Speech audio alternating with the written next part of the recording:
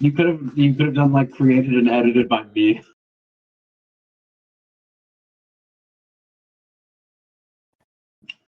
The red is honestly a little bit hard to see, but other than that, it looks good.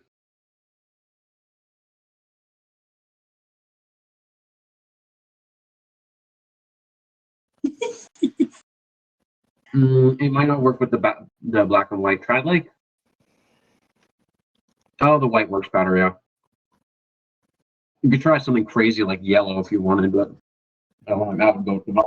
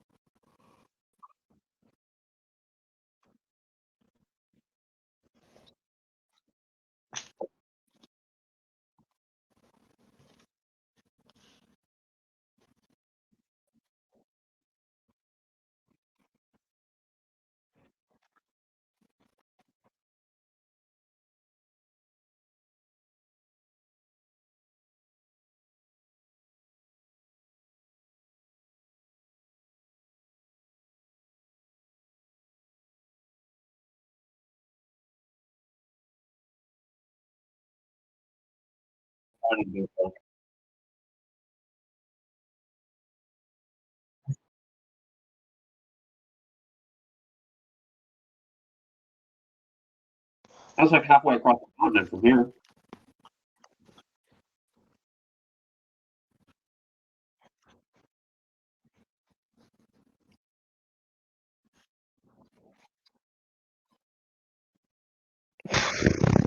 How much are we getting paid for this?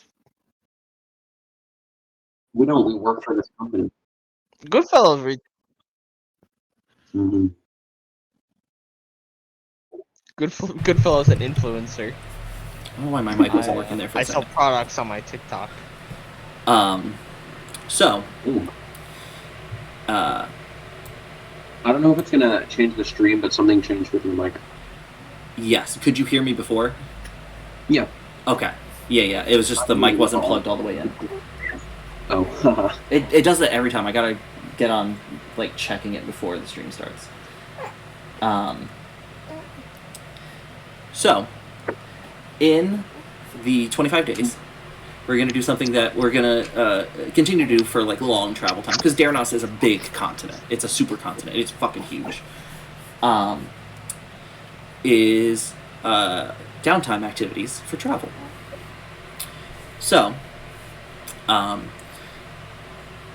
those options are... I mean, some of them are, obviously, you can pitch your own idea of what you want your character to be doing in the 25 days. But you could also be foraging for extra food. as well as you could forage for like supplies for like making potions and stuff like that. If you have like an alchemist's kit or herbalism supplies, stuff like that. If I have cook's utensils, what can I do with that? Yeah. Well, like, is that like left so like I can cook with it? I have mason's tools. Can I eat rocks? No. Here, just winging it off the top of my head. Here's what I'll do. Every time you guys sit down for a long rest, if you cook, you can make. What would this be? I would say probably intelligence plus your proficiency. If you pass just like a DC, let's say 12,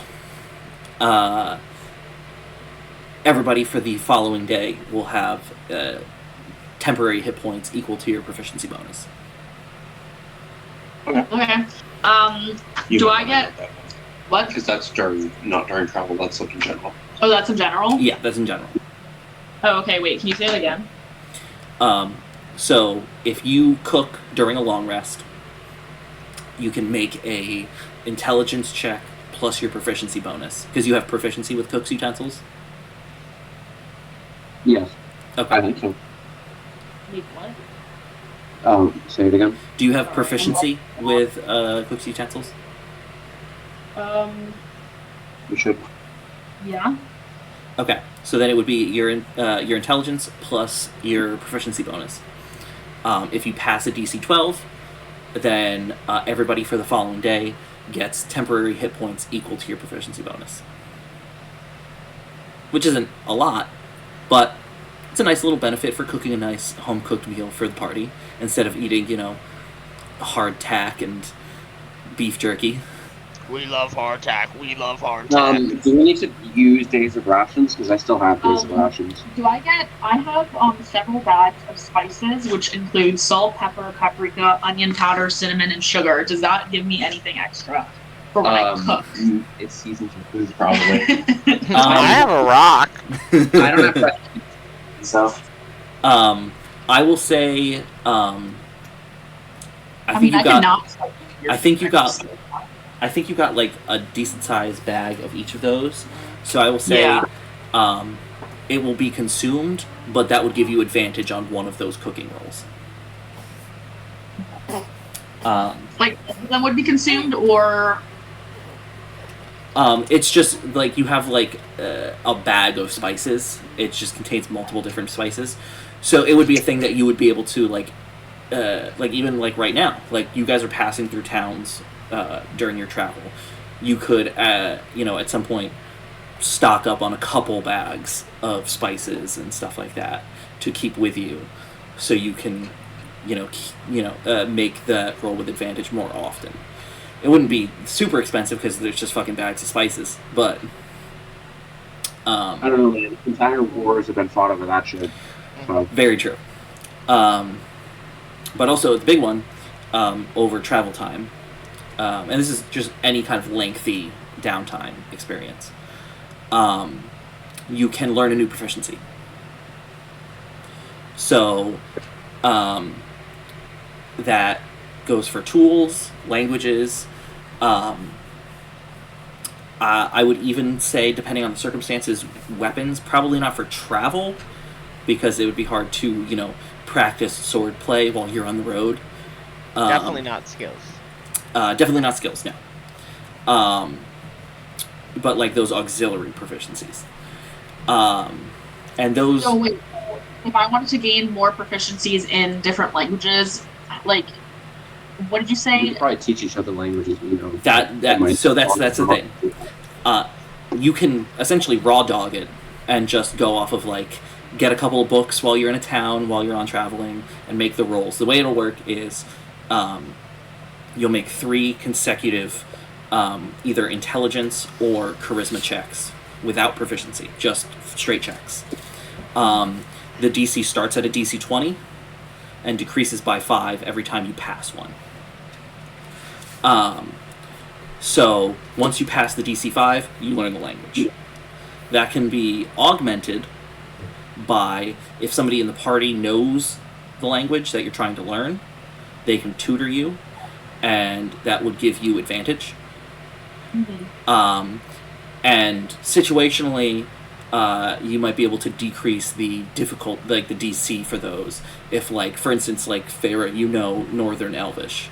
If you were trying to learn Southern Elvish, because they are similar languages, the DC would be lower for that. Who wants to learn Fiendish? I don't think you would tell us that you know that. Speaking of which, over the course of a month, does anything weird happen? How so? Like, I don't know, because I know that Goodfellow is not who he seems to be. I mean, So- you can poke and prod here and there if you'd like. I probably would. You trying to poke and prod? Okay. Give me an investigation check. You Against. being direct or not? Probably not at first, but I mean, again, it's like a month. A month is like kind of a long time. Goodfellow. What's your fucking deal? This is gonna be a weird question. What would be your whichever one's higher, your passive performance or your passive deception? He's not trying to hide it, really. Okay.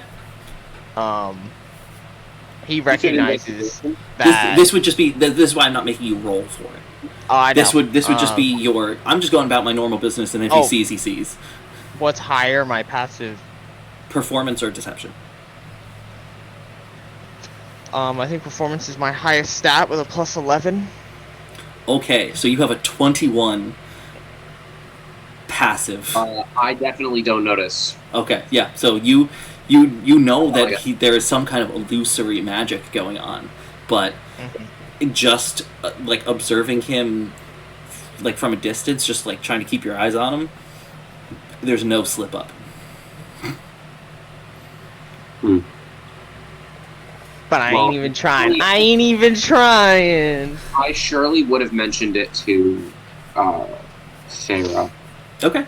and kept my eye on him. I don't necessarily. My mentor, who I trust, trusts him. So I will say, for just an added thing, you do notice that both, or at least, Thurbrhys, your passive perception is an 18. So you would pick up. no, it's not. It is a 20 It's a 20? How did you get it to 20? because I have expertise. Fuck, 3 dude. plus 3 plus 3 plus 3 plus 4. Jesus. 10 plus 10, which is 20. Okay, so your passive perception is a 20. I gotta Observing. update that in my book. So definitely with a passive perception of 20, you would pick up, probably not instantly, but over the course of the journey, that both Sally and Cheddar's seem particularly fond of Goodfellow. Yeah, I was gonna actually ask about them. Like what's their deal? Like you say they're you say they're your pets, but what are they what's going on? What's going on with Sally and Cheddar's? Yeah. We're best buds. Why? What do you like? I don't know what you're trying to ask. I'm gonna go over to Sal and be like, dude, Sally's just a close friend from a queen. The queen needs a friend. Can you? Here's a good yes, question. I can. Yes, I can. You can speak to yes, animals? Yes, I can. Oh, can I speak to animals? That's a little different. Because despite both Sally and Cheddar's are Fae in nature, but they are still bound by the restrictions of their current form. So one can only speak horse, and the other one can only speak cat. I have some spells. Let's see. Definitely not a level 2 spell, and I believe speak with animals is level 2. Could be wrong. Maybe not. Stupid Animal's pretty fucking lame. It's probably level 1. If Thurbrhys had told me his suspicions of Actually, Goodfellow, hold on. I probably would have just kind of kept it in my head, but Before you do that, yeah, I would have told. I would have. oh, okay. I trust. I said at least. What was his name? Orin. That one.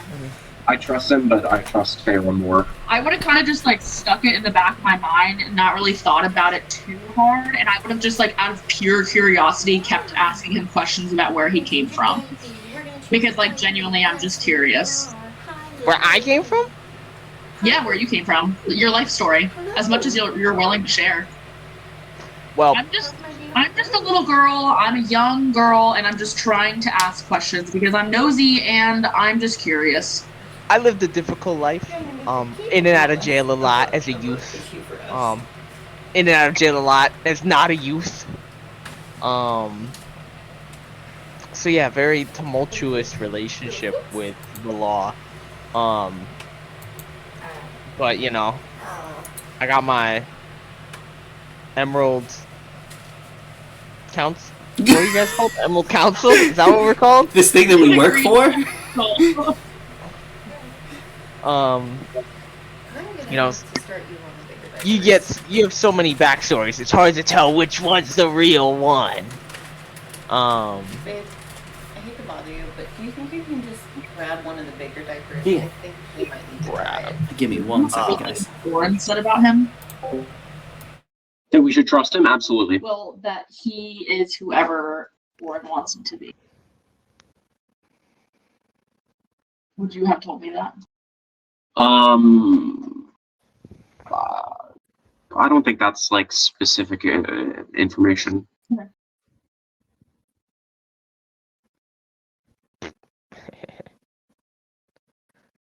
If I wanted to learn Dwarven, I would teach you some dwarven phrases. you would. Well, I think that probably should have been happening to my teacher. So. Sure, nature magic. Okay. But I would teach. Adam, I probably would not learn how to speak Elvish if I have to be honest. I would like let you teach me some phrases. I would never. yo, he's mad racist. Eduardo, you need to get closer to the microphone. What else do you speak? There you go. Giant Draconic. So if I I would want to learn Draconic though. Is he so Tyler's not here right now, right? Yeah. Anarchy. Jeez, you guys wanna learn Fiendish? Would you tell us that you know Fiendish? I mean, like, if you guys are asking like what language people know, of course I'm gonna be like, yeah. No, I don't think so. We've just been hanging out. I know you well. Yeah, I would ask you because I'm curious. About what? What languages do you speak? What's your favorite color? What's your favorite animal? How many siblings do you have? Oh, this is too many questions. All right.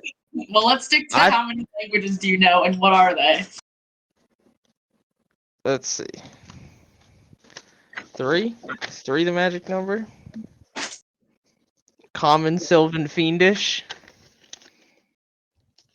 was trying to talk to your horse. Your horse doesn't understand me. Or I don't understand your I horse. don't understand common.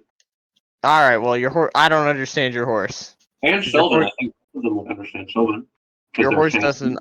Your horse doesn't understand. Or I don't understand your horse. Is what it is. Which is problematic.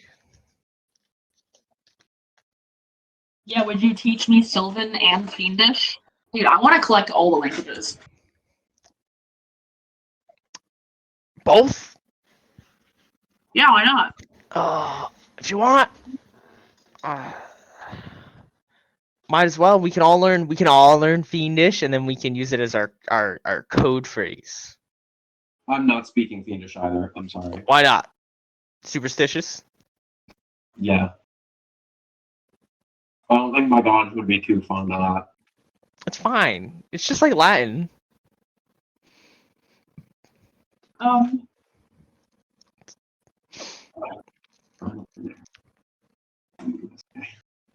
Yo, the sun is shining right on me right now, and it's hurting, bro. I feel like a Well, vampire. I just want more All knowledge. right. Yeah, I was gonna say, all right, vampire. Dude, I've turned yellow. Look at me. Look at that. Are you jaundiced? Dude, it's the sun is coming in from right there. It looks like it's coming in from over here, but it's not. It's because it's Just golden reflecting. hour. I'm just getting into character. I'm all shimmery. I'm like My Edward window from is face east, Twilight. so we get it in the morning. Mm. I have a window on both sides of my room, so I suffer. No, you don't suffer. You get natural light. Wait, what happened while I was Suffer. gone? We were explaining how I suffer from natural lighting. Yeah. Faeyra was being You are really, redheaded. Faeyra was being really curious and asking Goodfellow. She asked me too many questions, so I said no. Um, But I am offering to teach them Sylvan or Fiendish if they so But like. I was saying that I definitely would have taught Faeyra as much Dwarven as she would like to know. And I would probably pick up some Elven phrases, but I wouldn't want to learn Elven. But she does speak, what did I say, Draconic, which I think is probably good now that we've killed a dragon. Oh, but you'll speak Draconic, but you won't speak Fiendish. I want to learn Yeah. Dwarven, Sylvan, and Fiendish, but probably Dwarven first because that's what my teacher speaks. So Okay. I should probably learn that. Okay. So Fair's gonna learn Dwarven. Thurbrhys is gonna learn Draconic. What is Goodfellow doing? Sleeping. Robbing a bank? What's on the travels there? I gotta know. You can. You can try to learn the ways of the horse. Dude, learn do how I to ride. understand horse? It's just a shame I can't turn into a horse in this game. I do want to talk about my praying habit. Okay. So I would definitely be praying to Spira. Is my scar still scarring? It definitely hasn't gotten better. It doesn't like. Does the influence feel like it's still trying to, like, you know, get into my mind or whatever? No, it's never been quite like that. Like you don't feel like a probing. It's more of like whenever you've been in like a holy site, the scar has kind of had like a dull throbbing pain. I would have been praying to Schema. Okay. And ever since the scar, you've had this kind of dual presence of like even whenever you pray to Spira, you can almost feel like this distant presence of like it constantly feels like there's like a thunderstorm coming. Oh, yeah, like when you can feel the pressure or whatever? Yeah. You're old? I wouldn't have shut it out, but I'm definitely not praying to it. Okay. As far as robbing banks, you can definitely, since it's going to be like 3 separate activities over the course of the 25, 26 days, you can make 3 attempts to do some crime. I would try to dissuade him from doing crime. That's if you see him. Yeah, and anyways, on the second day, I definitely don't want to do crime. On the second day, I would like to try and start an impromptu, not band, but like would you just break out and dance? What's that called? I'm trying to see if I can get motherfuckers Like a flash down. mob? Yeah, I want to see if I can start a flash mob. Okay. And then use that as to rob the bank. There'll be 2 disguised or 2 Distracted. distracted. Okay, hold And on. rob a bank, I mean whatever. Any way I can pull money away from someone who has too much money. Okay, Robin. Are you trying to, like, keep that hidden? From you guys? Yeah. No, I will openly ask you if you wish to commit. the I bitch. reject, and I tell you that I advise you not to rob people. But there's nothing I can do to stop you, so go for it. Hold on, let me look at my map. So long as you're not robbing churches, I'll look the other way. But As long as they don't have a bad church. If there's a bad church, maybe. no, still no. So you support bad churches, is what you're saying? I support. Bad churches. You can just say it. Oh, religion you want. Come on, have a heart. Have a heart. Well, what do you mean by bad churches? Like pedophile churches, or churches that are like deconsecrated and worship the devil? Who cares if they worship the devil? Exactly. Well, I'm less into Huh? that. Wait, so you're okay with them worshiping? So you're okay with I'm pedophiles, but you're against the I'm devil? not, but I'm gonna don't keep think that talking. it's- I just gotta shut my camera off so I can feed the baby. So there is definitely about halfway between Hallenwick and To be clear, it doesn't have to be a bank. It could also be, say, a rich owner of land. See, here's what I'll say. Halfway between Hallenwick and King's Crossing, you would be passing pretty close to Heart's Rest, which is the the capital, I would say, of the Weald. It is where House Forrester has their seat. And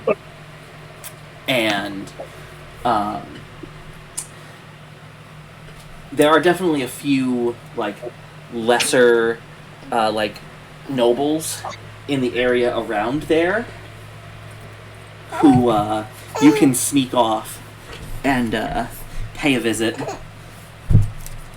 No, sweetheart. If you so choose.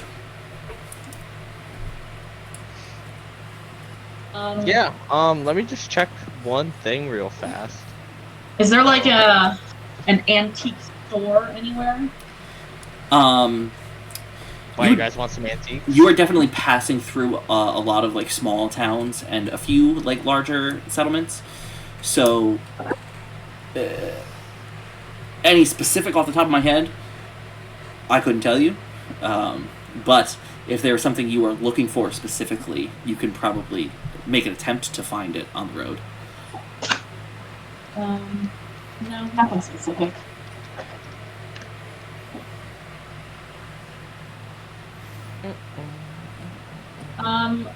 If I get how do I make healing potions myself? You need herbalism. Yeah, you would need an herbalism kit. If I had an proficiency. how would I get that? You need to learn it. Oh, and how would we learn the languages again? So the way it's 3 rolls. Okay. Since you are having you're learning Draconic, which is not similar to any of the languages you currently have. But you do have Faeyra teaching you, so you're gonna have advantage on the rolls. Okay. So you're gonna make the first roll. It's intelligence or charisma without proficiency, just a straight roll. DC is 20. Got a 21. Okay. So then. No, I got a 20 even for intelligence. Okay. So then you would make the next one, which is DC 15. No, I got a 21. I think I got a 21. And so essentially the way it works is if you fail any of these, there's only availability for 3 rolls over the course of this journey. You would just be stalled at whatever roll you failed. So next time there's a lengthy bit of travel, you could pick back up and make another. I got a 17 intelligence this time. Okay. So then for the last one, it's just a DC 10. And another 17. Okay. So Thurbrhys now knows Draconic.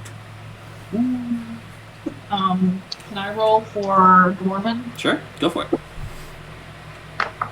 I should learn languages. What did you say for charisma or what? I don't know. That's what it is. Charisma or intelligence. I got a 7. Yeah. So 9, 10, 11, a 6. That's the same. If you're just adding straight up charisma. Oh, okay. So, a 14. yeah, that's not going to do it. So And 9 plus 6 is not 17. Yo, Yeah, that's 15. Yeah. 9 plus 6 is 15. I So- guess could I give a guy learning that? I don't. I got even a if 12. Even if I rolled a 4, it wouldn't help. I got- think it. Well, here's the thing. You have to think about it. This is representing Yeah. a lengthy experience. I don't think so. yeah. Yeah. Unless guidance lasted like a day. Yeah, no. So you can still use the next 2 rolls to make progress in learning Dwarven. It would just mean you wouldn't have it as a language until you made that last roll on the next bit of travel or the next bit of But she downtime. still has to make the 20 roll. You can make it with advantage.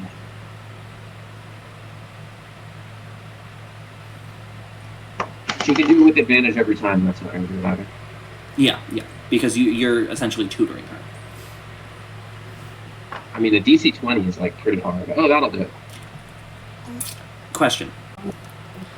What was the first roll you made? Like the total? 12. 12. Okay, yeah, still wouldn't pass. It just occurred to me. Dwarven is based on Jotnar, and you know giant. That'll be the second time. Too. But the third time she got a 22. Okay, so that would definitely pass. Like it would way pass the lowered DC. So now it just means You're just a teacher. he loses his patience a lot. I'm surprised he's even teaching you These Dwarvish. fucking elves, dude, they don't understand how to do anything that's like... Anyway, Yeah, thanks for yeah. teaching me Draconic. You speak Dwarvish like you swing a hammer, like an elf. Yeah, dude. Dwarven is hard for your dainty little mouths. Is Yeah, it there's worse a- that she's a half elf? Okay, I speak giant. How dainty is that? Oh, she does speak giant. That's another thing. Yeah, that's why I was saying that the DC would have been lower, but still Right. not low enough that the first 2 would have passed. It's okay. What it is It's she's not- really good at the rolled R. She's not really good at them glottal stops. Dude, me with the glottal stops. You know I keep that glottal stop on me. So, how's these minor barons and lords and such? How much wealth do they accrue from the unfortunate?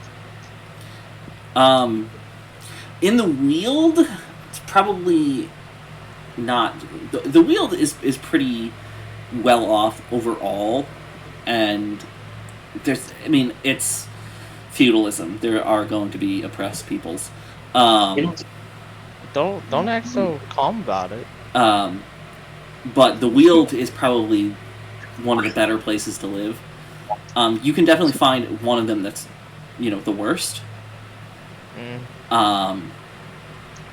And what it'll be is, you still want to do the flash mob? Yeah, I want to start it, but obviously not fully partake in it. Yeah, you want know? to sneak off once it's going. So And I it'll want be it outside this guy's house. okay. So it'll be a performance roll to start. Uh-huh.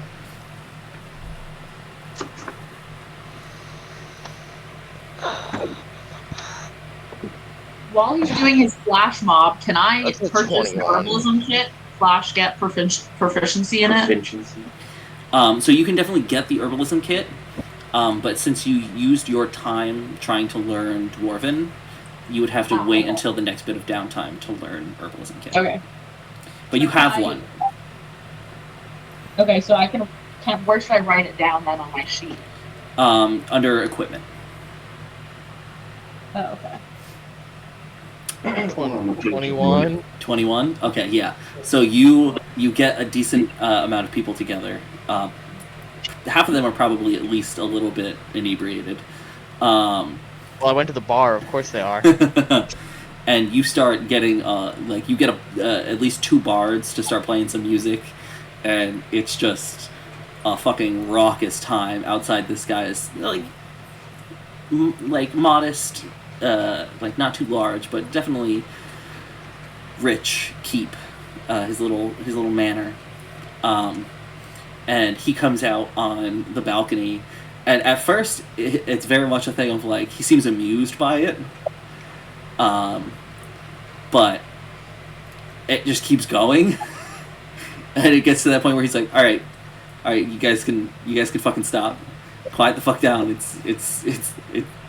I want to sleep, so guys, quiet down. So now you can make me a stealth roll.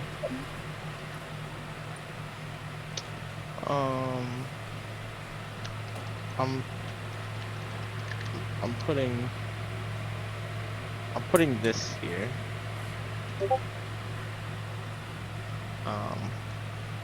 So I don't know if that's proper terminology or not. So, not on the list of races, because technically they don't exist yet. Oh, okay.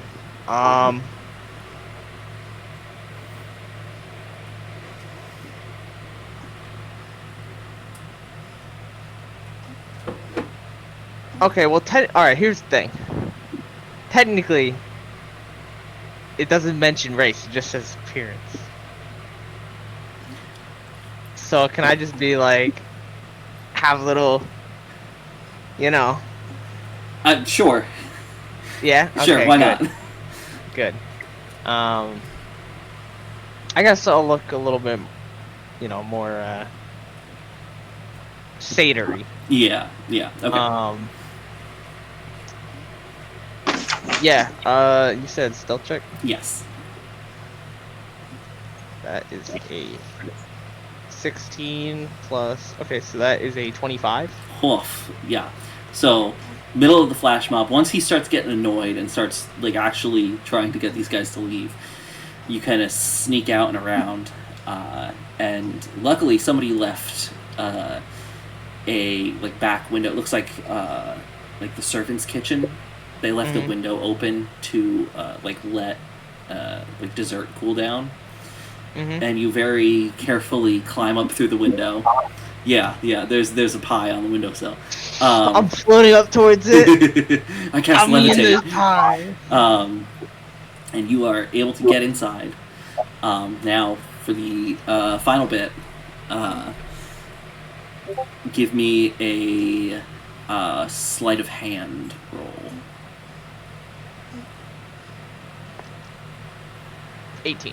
18. Okay. You guys thoroughly distracted. So you're able to sneak through. It's not a large manor. And most of the stuff on the first floor that would be expensive is kind of bulky. It's like a nice oil painting, a couple gold candelabras, nothing that's easily pocketable.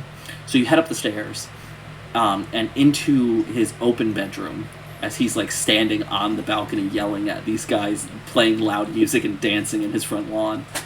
And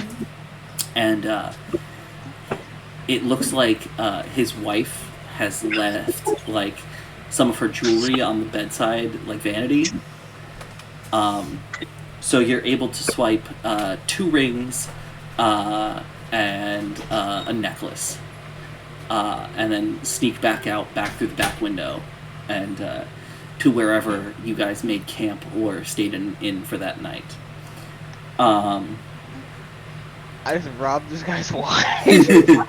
I will say, essentially the rest of your downtime would then be spent essentially lying low from it.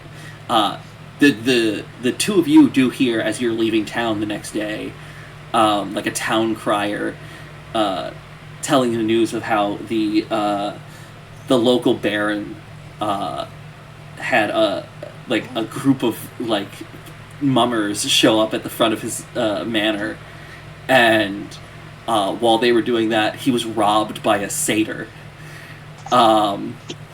which sounds ludicrous. It sounds absolutely fucking ridiculous, But apparently, the Baron believes it enough that he sent town criers to look for the guy. So, You guys like my necklace? Wait, what necklace is it again? yeah, Just like a necklace. Goodfellow is wearing it. It's like a nice silver chain. Really complements my cleavage. And it has like 3 decent sized, like probably like dime sized amethysts hanging from it. She's writing it down. I'm not even writing it down. I was fully willing to give this shit to the poor people, but then I realized it'll probably they'll get hung. If it was money, whatever. But I write everything down. well, if we ever become so broke, we can pawn off my mama's jewels. Did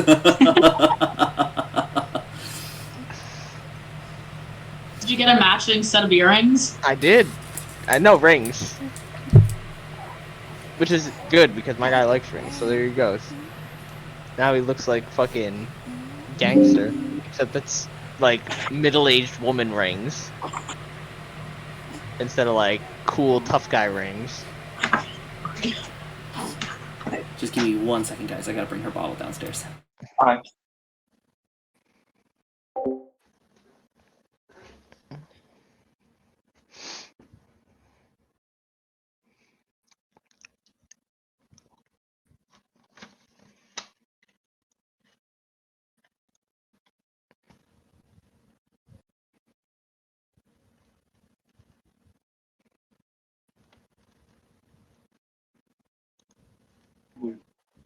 Why is there just a picture of a bird and proficiency bonus? Because said- I stuttered and he's making fun of me because I said proficiency and not proficiency. It's a finch. It's a house finch. Proficiency. Yeah, no, I get it. I get it. You know what? My excuse is that English was not my first language. So, well, whatever.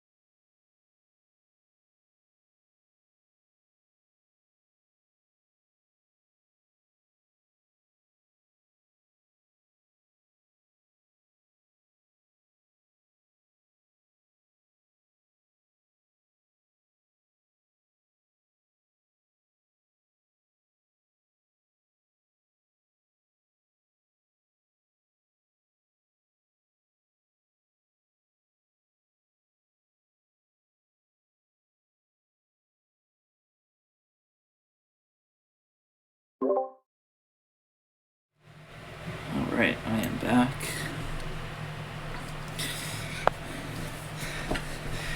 The rings are also a matching silver and amethyst set. But they're middle-aged women style. They're Middle Ages style. Tyler, you wouldn't believe it, but the dice I'm using, silver and amethyst. Nice. It was mostly just because I didn't want to do gold because that's overplayed, and purple is the house colors for House Forrester. So I was like, It also makes sense when they're on my fingers and my neck. So that is what you guys spend your time during the travel. Now, it takes 26 days to get there. At around day 25, like you guys are getting almost there. Whoever's driving the cart is driving the cart. Sally and McQueen are both plodding along. They definitely seem into each other. Yes. Horse sex on the It's gonna road? be like half horse, half fae. It's probably gonna be a centaur, to be honest. It's gonna be a 6-legged horse. It's a centaur with the body of a horse and the upper body of another horse. Yeah, but it's the upper half of a horse, so it still has 6 legs. It's just from the neck. It's just more horse torso. It's just it's the Stendo horse. We got the extended cut edition. Yeah, you got Peter Jackson's director's cut of a horse.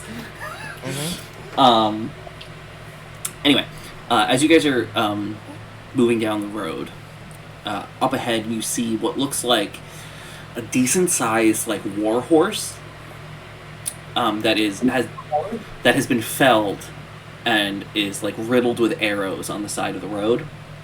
And Thurbrhys and Goodfellow, you hear some kind of scuffle or commotion happening in the woods on the left-hand side of the road. Well, I don't hear anything. No. Your passive is only 13, though. 14. I now. 14. lean over. Everybody's proficiency went up. So. I lean over to Thurbrhys. So, Can you hear that? yeah. Dude, my spidey senses are tingling. Da-da-da-da-da. Dude, my stomach just grumbled. I got a shit, but it's fine. As in, like, Goodfellow or you? We'll never know. Like, are you in character right now? We don't know. So normally I would just keep minding my business, but you guys, I would not be minding my business. that's why we're having this conversation. Dude, But, I don't know what's going on. I'm just watching McQueen and Sally flirt. How do horses flirt? Firstly, It's a lot of like. Is the horse dead? The horse is very dead. The one with arrows? One medicine check that I fail. The horse is faking it. They're fake arrows. Dude, we were so convinced. You know like the headband that has like the knife tip and the knife handle? It's a bunch of those shaped like arrows. You mean, isn't it shaped like an arrow? No, there's ones with knives, and one was with like hatchets and stuff too. Okay, out of character. I'll be back. Okay. In character, Goodfellow's gonna go shit in the woods.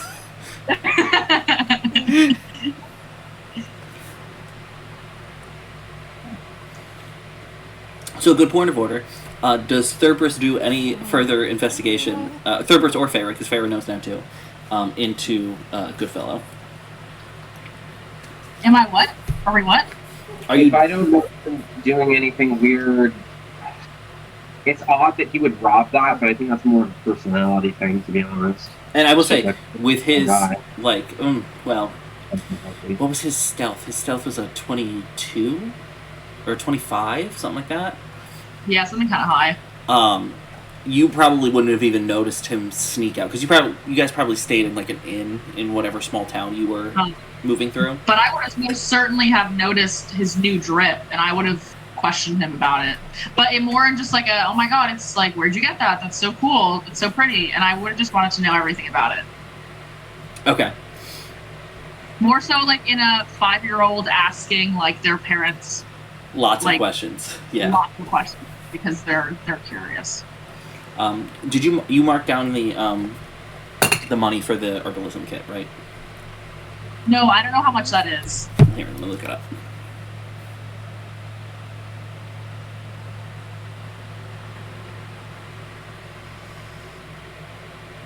Herbalism kit, 5e.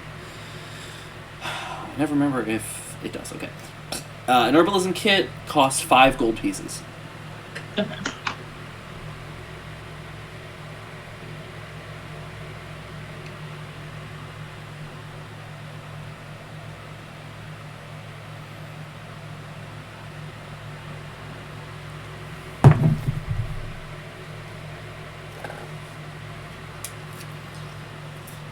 So Thurbrhys isn't doing any further investigation. Into Goodfellow? No. I was told to trust him. He's just kind of fucking weird. It's kind of fucking weird.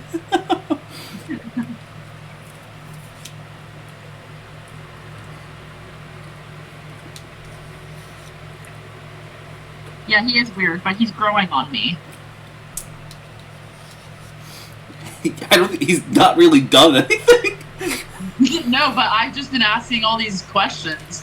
Favorite's just like, he's a quirky, ugly dwarf. Exactly. He's been answering most of them.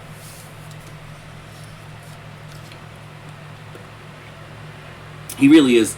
Every time I look at his little image down in the corner here, he is not a good-looking dwarf. No. But I mean, if Oren and the Green Council trust him, then who am I to, like, not trust him? Yeah, and that's the thing with Oren. I think I mentioned this last time, but his big thing is, like, he likes to kind of bring unsavory characters who are looking for a second chance into the fold. Both because he wants to give them second chances and also because their skill set is useful. Like, his big thing, like, you guys are probably one of the few agents that he has that are very much... You're probably the only, like, religious agents that he has in any kind of way. And definitely some of the few, like, openly, like, we're heroes and we're gonna come here and we're gonna fucking fight some motherfuckers.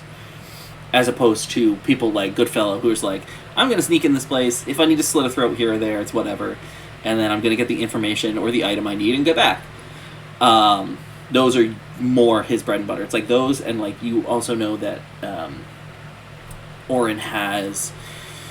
You don't even know how many, but he likes to employ bards as spies. Because they're fucking... Do you know how many members are a part of the Green Council? As a whole, no. You have no idea. Do we know how many different sectors there are? Like, are there different sectors? Yeah, there's not really different sectors. You said, what's his face? Goodfellow does more of, like, the... He's more, like, covert stuff, yeah. Yeah, is that, like, a specific sector of the Green Council, or is that just kind of, like, his not really. skill set? Essentially, the way it works is, like, you have the actual council, which is, like, 5 or 6 people. And then you have stewards, like Oren, who are, like, they're the more, like, boots on the ground. They're the people that, you know, work out, like, finances, and they schmooze with, like, political leaders and stuff like that.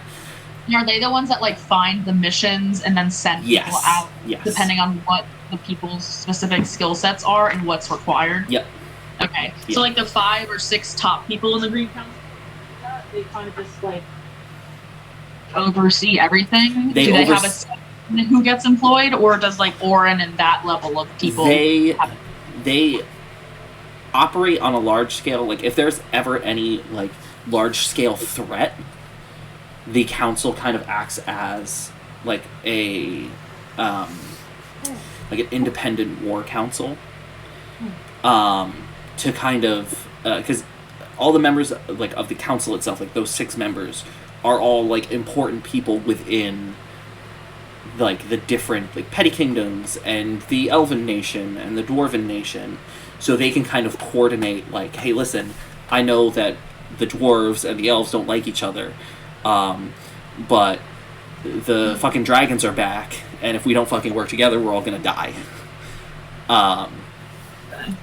So that's kind of the council's purview. They will get together for like grand decision making, and if there's ever need of like a like judiciary like trial, like if ever like one of the agents or one of the stewards does some like really fucked up shit, they will get together and pass judgment.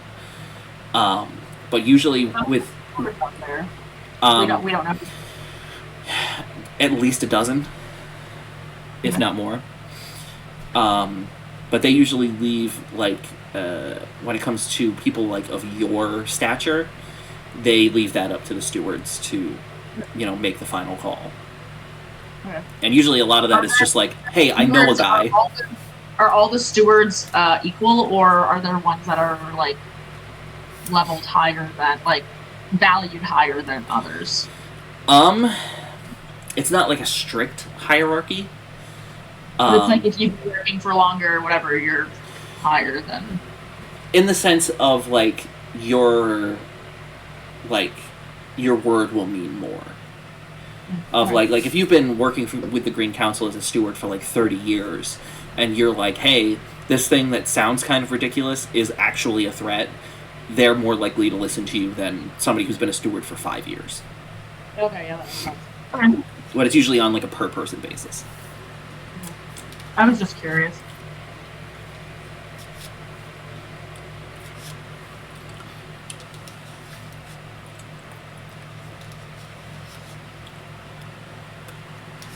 And this is all stuff that you've come up with, right? Yeah. Do you have like a whole binder? It's a mix of like stuff in Or do you have, notebooks. like, Word docs? It's a lot of Word docs. It's a lot of notebooks, or not a lot of notebooks. It's like 2 notebooks that is very disjointedly put between each, and then I have a lot of it just saved on my phone, and some of it's just in the dome. What did you say you're basing it on mainly? Like The Witcher and Game of Thrones? Or Yeah, are you just taking elements from there and implementing it into the game?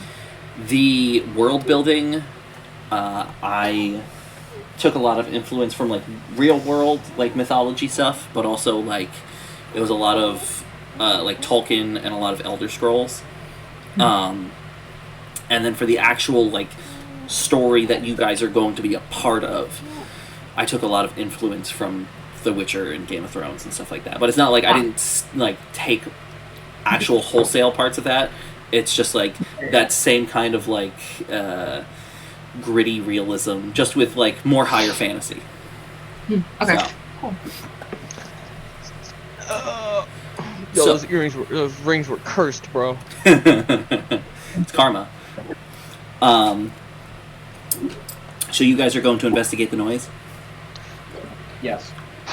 Yes, unfortunately. Okay. Was I told of this noise, or am I still Yes. watching the Queen and Sally flirt? Which one do you care more about? You're so distracted that you don't notice Thurbrhys pull the cart over to the side, and him and Goodfellow get out and just walk into the woods. You're just like, aren't the horses really cute, guys? Guys? Want to keep it dark. Dude, I just love the horses. No, I can keep an eye on the cart. Okay. I'll listen for anything from their direction where they're going. Okay. So, Thurbrhys and Goodfellow, are you trying to be discreet heading in What that kind direction? It definitely sounds like some kind of scuffle. If you need discreet Faeyra, you should go. I'm not discreet. That's for fucking sure. I'll go up ahead and check it out. Okay. So, I'll sneak. yeah, give me a stealth roll. That is a 22. Okay. Definitely passes. So you're the first one to see, as you reach this kind of like loose clearing, there used to be 10 what look like highwaymen, in a mix of like leather and chainmail, 4 of which are already dead on the ground. Okay. But they have encircled another figure. This one is roughly 6.5 feet tall, in half plate. Very like knightly looking. The helmet is probably, for lack of a better term, it's probably the coolest fucking like helmet you've seen. And you've been around a while. It is a full face like plate helmet. But it's been forged to look like a dragon's head. So it's got these 2 fins that come off the side and then one that runs down the center. And then the upper part of the face and the upper part of the mouth is the face guard that slides up and down. The visor? Yeah.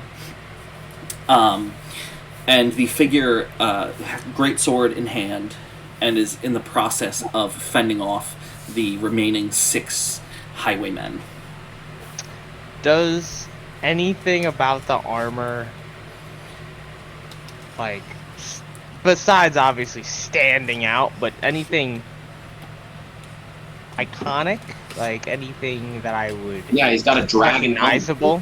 Yeah, but I'm saying, like, is the dragon helmet, like, a common thing elsewhere? Is it a rare thing someplace? Or is this guy just, like... Give me a history roll. Whacked up. History. Oh, my history is so good. I rolled a 7. Yeah. Actually, No. before we had headed out from Hallenwith, would I have been able to purchase splint mail armor? I would what kind of armor? when doing your... Splint mail. It's just the tier above chain. Split mail? In Kirkwell, which is the last town you were in, I mean, you would have passed through Greenvale Pass, but you would have definitely been able to get it in Kirkwell. Okay. I probably would purchase that. It says 200 gold on here if that's good with you. Yeah, that's fine. Okay, so, and these guys surrounding him, they look like ne'er-do-wells? Oh yeah. A lot of like mismatched leather and chainmail. None of them, like one of them has an actual sword. The rest of them are just like simple wooden shields with like between like hand axes, and some of them have like pretty simple maces.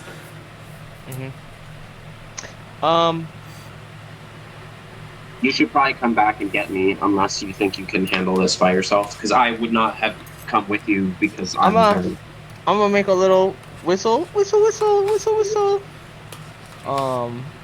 would hear that with my 20 passive perception. And I'm gonna dive in. Okay. I'm gonna call Shillelagh as I'm running over. Okay. So cycle me into that initiative, brother. Yep. So roll initiative. Unfortunately, red is written. I can't cast Shillelagh on a Warhammer. I'm realizing. But you can cast it on though. Wait, why would you want to cast it on a Warhammer? So that I can use my spellcasting mod instead of strength. Oh. I said by the fact that Stick. like your Warhammer's a little special because I don't think you've described it since Al's been here. It's very It's Stormbreaker-esque. yeah. Honestly, it probably is close to a mix of Stormbreaker and Mjolnir because it is a hammer. So the head is probably just a big, heavy rectangle, just with roots that are the handle grown around it. What kind of paladin are you? He's a nature cleric. Oh, she's the paladin, right? Also. That's what it was. But I said, we get along. It doesn't change too much. So I said that since it's still a bludgeoning weapon, go for it. I don't care. I was just making sure. I was making another D&D character a while ago, and I read it, and I was like, wait, you can only use it on a club or a quarterstaff? Yeah. Well, doesn't Shillelagh... Isn't that gonna reduce your damage, though? Or is it the same? Why would it reduce my damage? It's going to go from 1d8 to 1d8. That's why I asked, is it gonna reduce your damage, or is it the same? Only if I'm dual wielding it or two-handing it, but I wouldn't do that. I have a shield. Okay, yeah. Okay. I just need to look at one thing. Yeah, I got a 21, by the way. Okay, I just wanted to make sure a certain spell wasn't in concentration.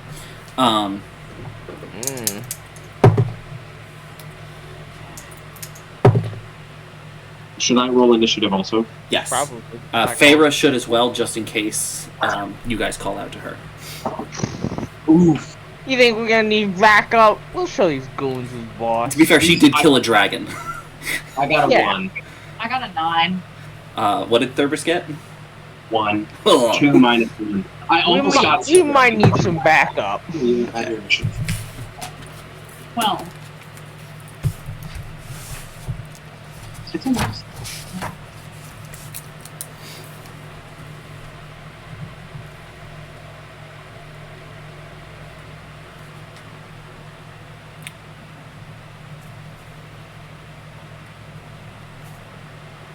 Faeyra actually got a 12. She forgot to add her bonus. Okay.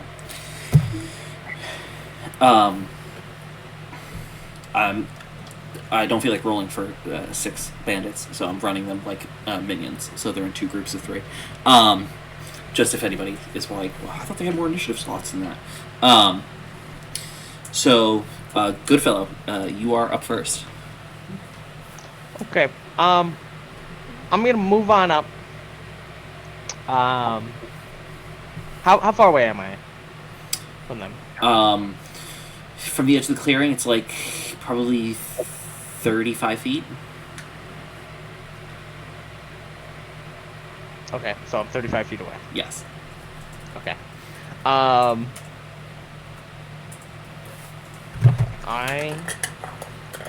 That is annoying. Dude, you know what's annoying about multi-class? You have 2 class pages open. Okay, that's fine.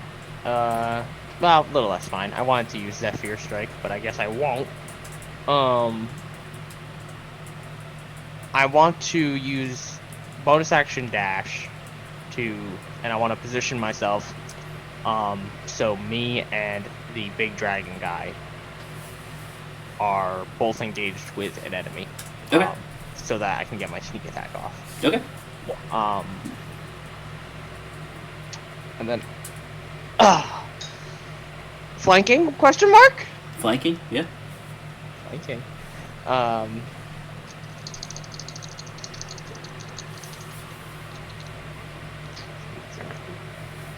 Okay. Oh, that's so sad. That's a 26. Oh, yeah, that definitely hits. Alright. Let's bust out the dice pool. 1d8, 2d4, d6. I have a number 1 in initiative, so I'm gonna go. Let me see. Do I want to use favored foe? Probably not.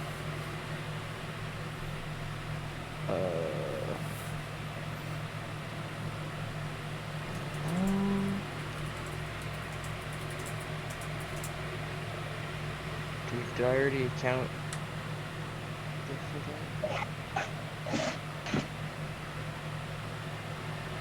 I don't know if I already accounted for my dreadful strikes.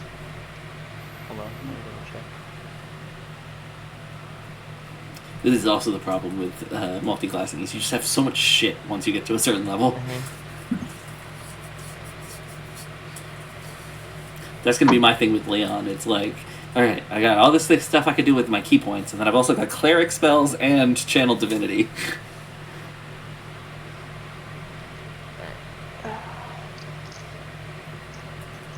So close to a crit, too. Oh my god, it's literally the bummiest roll ever. Everything's ones. So that's 12 damage. 12 damage? Okay. Do you need the typing? Is typing important at all? With Highwaymen, no, you're good. Okay, because every single one of my dice is a different damage type.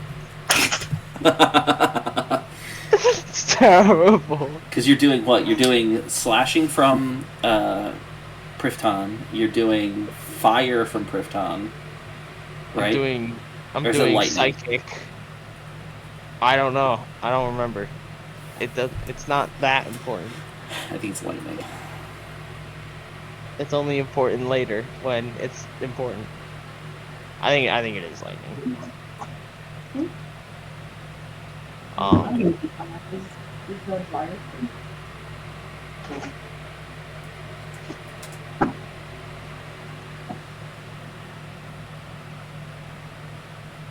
Oh wait, hold on.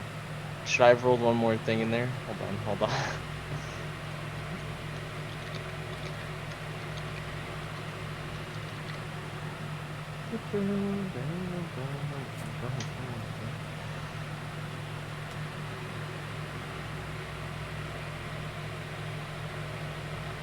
Nah, I'm not gonna do that. It's pointless. I have so many things that have charges based off of my proficiency bonus. Yeah, it's lightning. I have too much, dude. There's too many shit right now.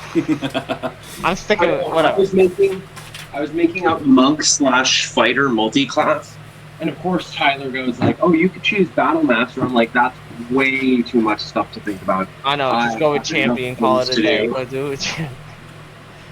Anyways, Brew Knight.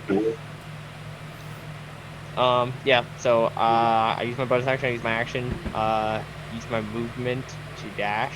I wanted to Zephyr Strike, which means I could run away, but I can't because I use my bonus action. Well, on the upside, you run up and Impale the man. yeah, you do like a diagonal slash as like the lightning crackles off the blade, and his head explodes. like Don't forget the psychic. yeah, you slash him across the back, and like he kind of turns towards you, not realizing you were there yet, and like the lightning is kind of like crackling across his body as like a single drop of blood comes out of his nose, and then he just collapses to the ground dead. Sorry, did you say lightning? Yeah. What did Goodfellow do? I have a lot of elemental. Like I said, all of my dice are a different damage type. Yeah. Thurbrhys, So- you watch as he runs up with this like very nice, like whip thin bladed, kind of halfway between a long sword and a short sword, and as he slashes it through the air, the blade kind of crackles with lightning as he slashes this guy up the back, and also does psychic damage. Well, I've never seen that happen before. And then, so that was you. Then big guy's gonna go. He is already raging, but now he gets advantage. Because Well, if he's raging, he has reckless attack. He can get it. Anyway. you're right, but he wouldn't get advantage because you killed the guy you were flanking him with. So he's gonna move to the guy next to that guy, and he's gonna reckless attack because fucking why not? Oh, I guess I could also move. Well, no, because I would still have movement. I would still have 25 movement, so I could move to flank this guy that he looks like he's gonna fight. Okay, He doesn't yeah, have so, the reckless yeah, attack. so he won't reckless. He'll kind of pick up the combat mood with you and move The to the next dance, guy. the dance. Yeah. This is what performance is for, so he can read the dance. So that is a 23 to hit. He's gonna do 2d6. Did not roll very well, but it's a +2 for a raging second level barbarian. So that's 7 + 2 is 9.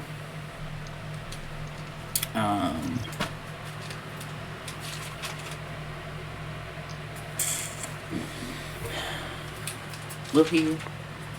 He's probably not going to get into further combat today, so why not? He's going to action surge and attack again. He's also a fighter. This Roll. is Tyler's DMPC. Rolled 2 10s, so that's a 15. Still hits. He's gonna remove the dragon helmet. It's gonna be a human. It's a 6. 12 plus 3 is 15 plus 2 is 17 plus the original 9 is 26. So he kills 2 more of them as he just brings this great sword down on 2 of the highwaymen. Cuts one directly in half, and then the sword gets kind of stuck in the other one's torso. Faeyra, you're back on the cart, just kind of hanging out. You still hear, like, now that it's been pointed out to you, like, this scuffle going on, but nobody's, like, screaming for help yet. Yeah, I mean, if I don't really hear any screaming. Oh, you hear screaming, just nobody's screaming for help. Oh, okay, well, no Not screaming. for me. Then, I'll probably stay on the cart. I'll turn around to give McQueen and Sally some privacy. Man, we're gonna get back. We're gonna be covered in blood. The horses are just gonna be humping. You're just gonna be reading a book in the back. I'm the chaperone, so they're not allowed to hump. Okay. You give McQueen like a nod, and he kind of gives you like a all right. But I'm still gonna keep an not an eye out. I'm still gonna keep an ear out for if anyone is calling for help. Okay. And also on the ever since Thrandir left us, I would have been on guard, making sure, just keeping an eye out for him wherever we go. Okay. All right. Keep that in mind. Thurbrhys, finally up to you. Oh, shit. I'm probably gonna have to dodge to get in that area since I was staying back. Yeah, because it's 35 feet from you to them. Well, because I was staying further back even than True. Goodfellow. I wasn't sneaking, so I'm gonna dash on in. It doesn't look like anything too crazy is happening, so I'm not gonna immediately go for a spiritual weapon. But Shillelagh's out. I can't really do anything with my bonus action, so I'm just gonna dash right on in. Okay. So then it's back to Goodfellow. I'll go as close to them as I can. Okay. Your movement is with a dash is 60. 60. Okay. So you're within 10 feet of them. How many?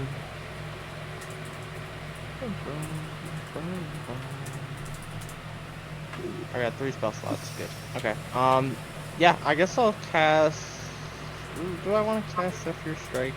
Because here's the thing. I can just take the disengage bonus action, and that's really the only part of it that I want. Is the ability to not trigger attacks of opportunity. As you run away like a little bitch. Mm-hmm. Yeah. Literally, I'm a little bitch. I could do Hunter's Mark, but that doesn't seem necessary on these guys since they die too. Literally the lowest amount of damage I can roll. So then I guess I'll keep this dance going with this guy. I'm gonna hop on over to the next one, and Okay, go for it. got him in the back. 16. 16 hits. All right.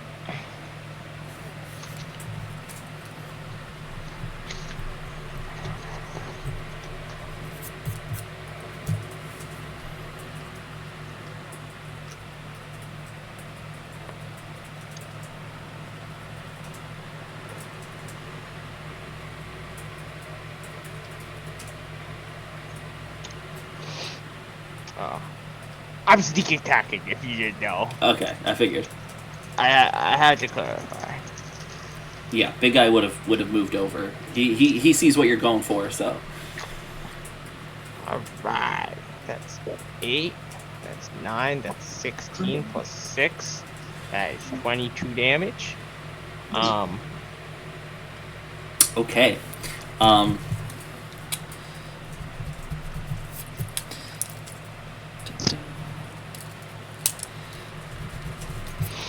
So you rush forward, and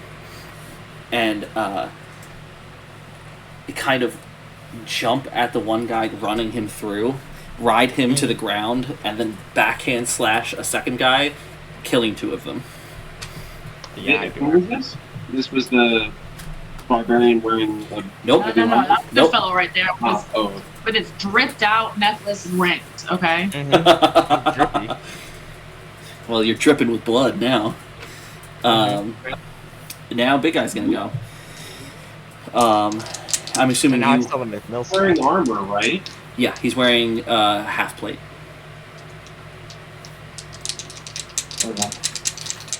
Barbarians can still rage in medium armor. Yeah. They can't rage when they're dead. Did you move to the last guy? Of course. Yeah. No, I'm gonna make him reckless attack. 17. You might as well. Feels like combat's gonna be done. 5. No, I want him to make him feel worthless with his bonus action. Okay. You know how it is. Yeah, he wipes out the last guy. So big I guy. don't even need to, Thurbrhys. Big guy just walks up and kind of impales the guy so hard on this greatsword that he like lifts him off of the ground. And mind you, all of these highwaymen were like probably either humans or half elves. They were all like normal, like average height. And this guy's like 6.5 feet tall, so he there's like a solid foot of space between this guy's dangling feet and the ground. Before he just kind of puts his hand on the guy's chest and just squeegees him off the edge of the blade. Yeah, there's like this sickening, like, well, you weren't there, but Thurbrhys and Goodfellow, there's like this very audible squelch as he pushes him off of the greatsword. That would be the lungs. And all is quiet. Except for that guy's lungs going. Yeah, there's a couple death rattles that you hear. I'm gonna go up to this stranger. He's still wearing his helmet. Does it cover his face? Covers his whole face. What happened here? I was attacked by these dickheads. What do you think? Well, what are you doing out in the middle of the woods? I wasn't in the middle of the woods. I was riding my horse. Does he have any stuff around? Is his horse gone? Oh, it was his shot. Right. Interesting for highwaymen to rob somebody who doesn't seem to be carrying very much. He literally has a golden dragon helmet. It's not golden. His plate mail's all like a pale steel. Apologies. I'm colorblind. Yeah, right. It is odd for them to, attempt to rob somebody who doesn't have even a cart of supplies. No offense. I figured they saw a single rider. Thought they could, salvage my armor and sell it at the nearest town. Or I'll hold my hand out. Service of the Green You Council. mean you'll hold your hand up? Yeah, at least 2 feet taller than I am. Oh yeah. He reaches He's like down twice my height. and gives like a half-hearted handshake. Up close now, you can see the only Shitty handshakes. the only like bit of like exposed skin you can see is in like the visor, like the eye holes of the dragon helm. And you see he has like very pale skin and red eyes. Do I see anything else with a 20 passive perception? With a 20 passive perception, Or something. I'll make a check too. I'm trying to. with a 20 passive perception, give me a history roll with advantage.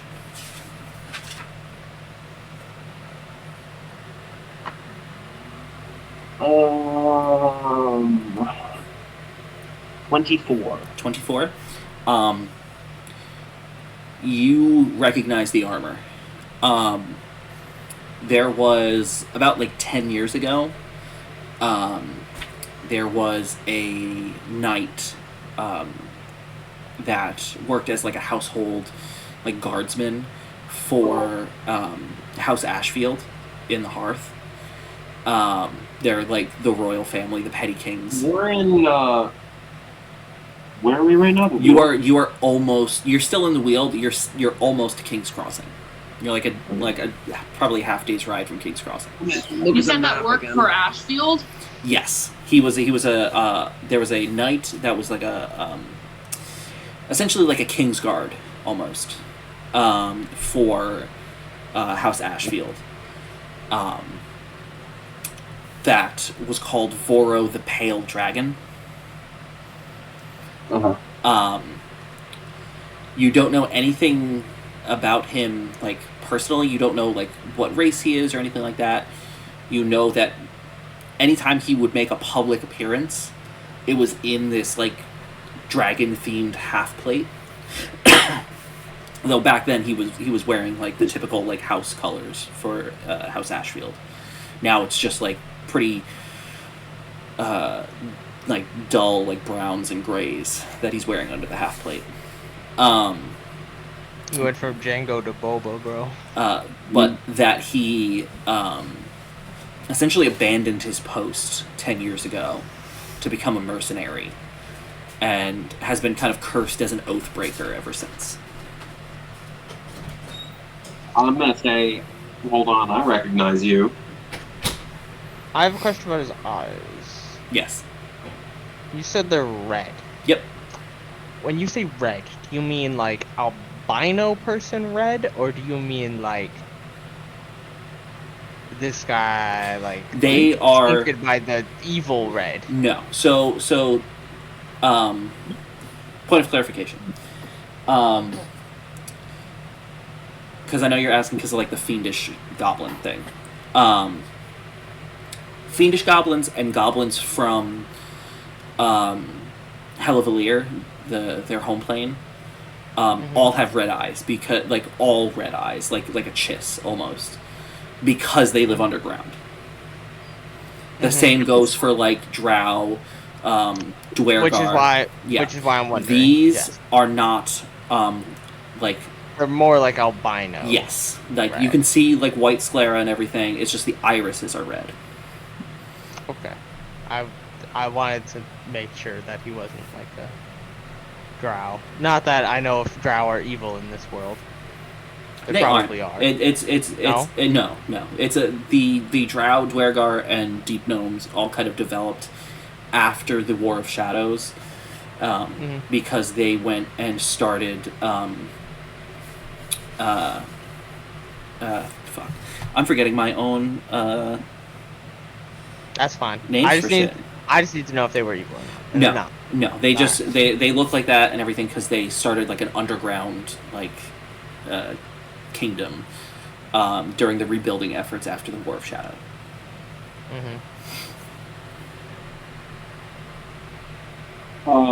Does he say anything about me saying that I recognize him? Yeah, he's essentially like, good for you, and picks up like next to the tree. It seems like there is like a shoulder bag that he kind of picks up and slings over his shoulder, and then just starts making his way back towards the road. I noticed that your horse has passed. We're headed to, what's it called, King's Cross? King's Crossing. We're headed to King's Crossing if you're going in that direction. I don't think I'm going to fit on one of your horses. We have a whole cart. Give me a persuasion roll.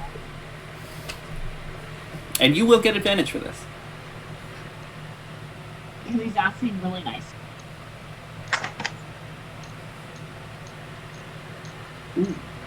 Persuasion? Yeah. 23. Okay. There's this brief moment where he kind of stops, because he was like walking away from you that whole time, and kind of he turns around to look at you like he's expecting you to kind of rescind the offer, and you get the feeling like, what's your passive insight?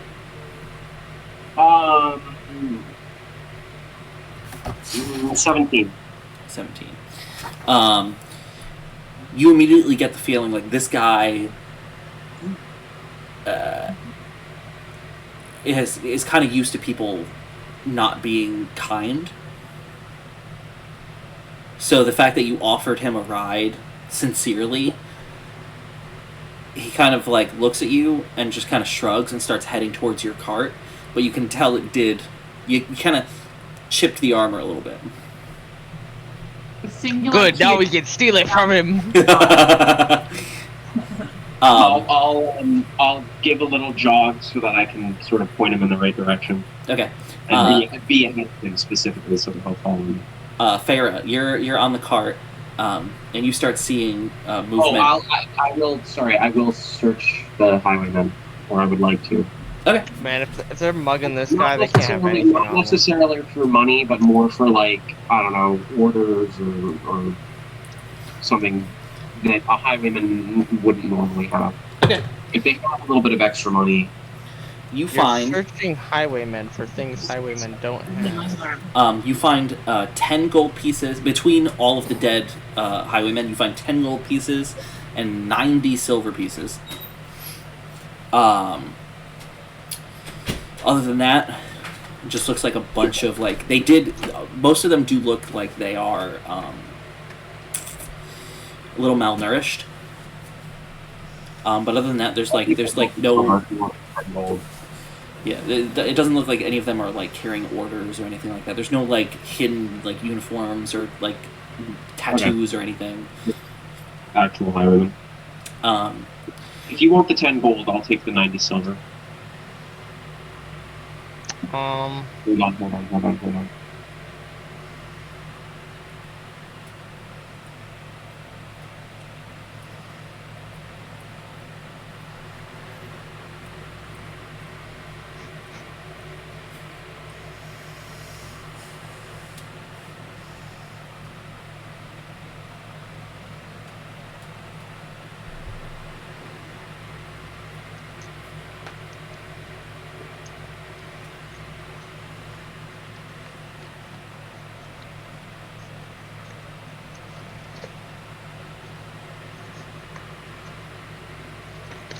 Sorry, continue.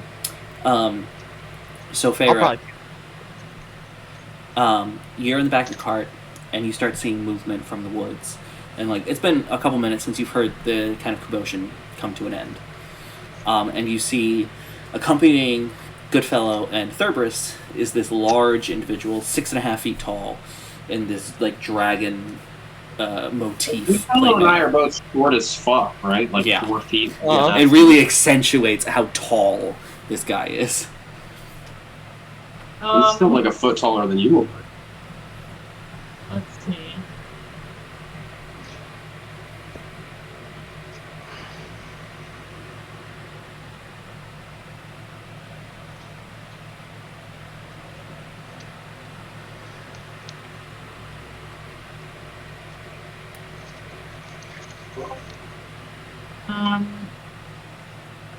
I probably would have looked a little bit shocked, but I would have hit it fairly quick, because if Goodfellow and Thurbrhys looked okay with him being with them, then I would have covered my face really quick, or hidden the fact that I was surprised.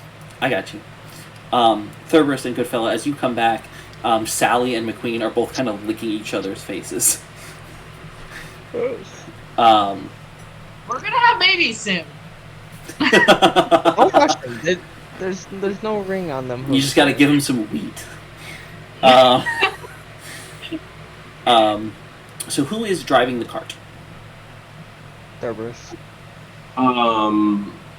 It doesn't really matter to me. I don't have proficiency with land vehicles or anything. I probably would have introduced myself to him, and said, "Welcome aboard."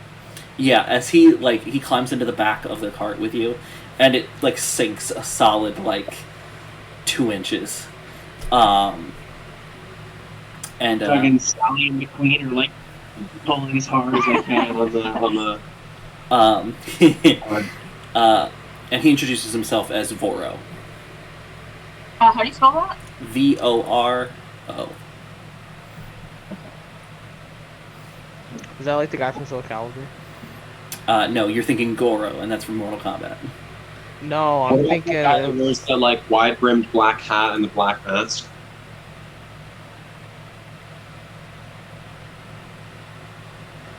I don't know. It's been forever since I Zoro. fucking played Soul Calibur. It's Zoro.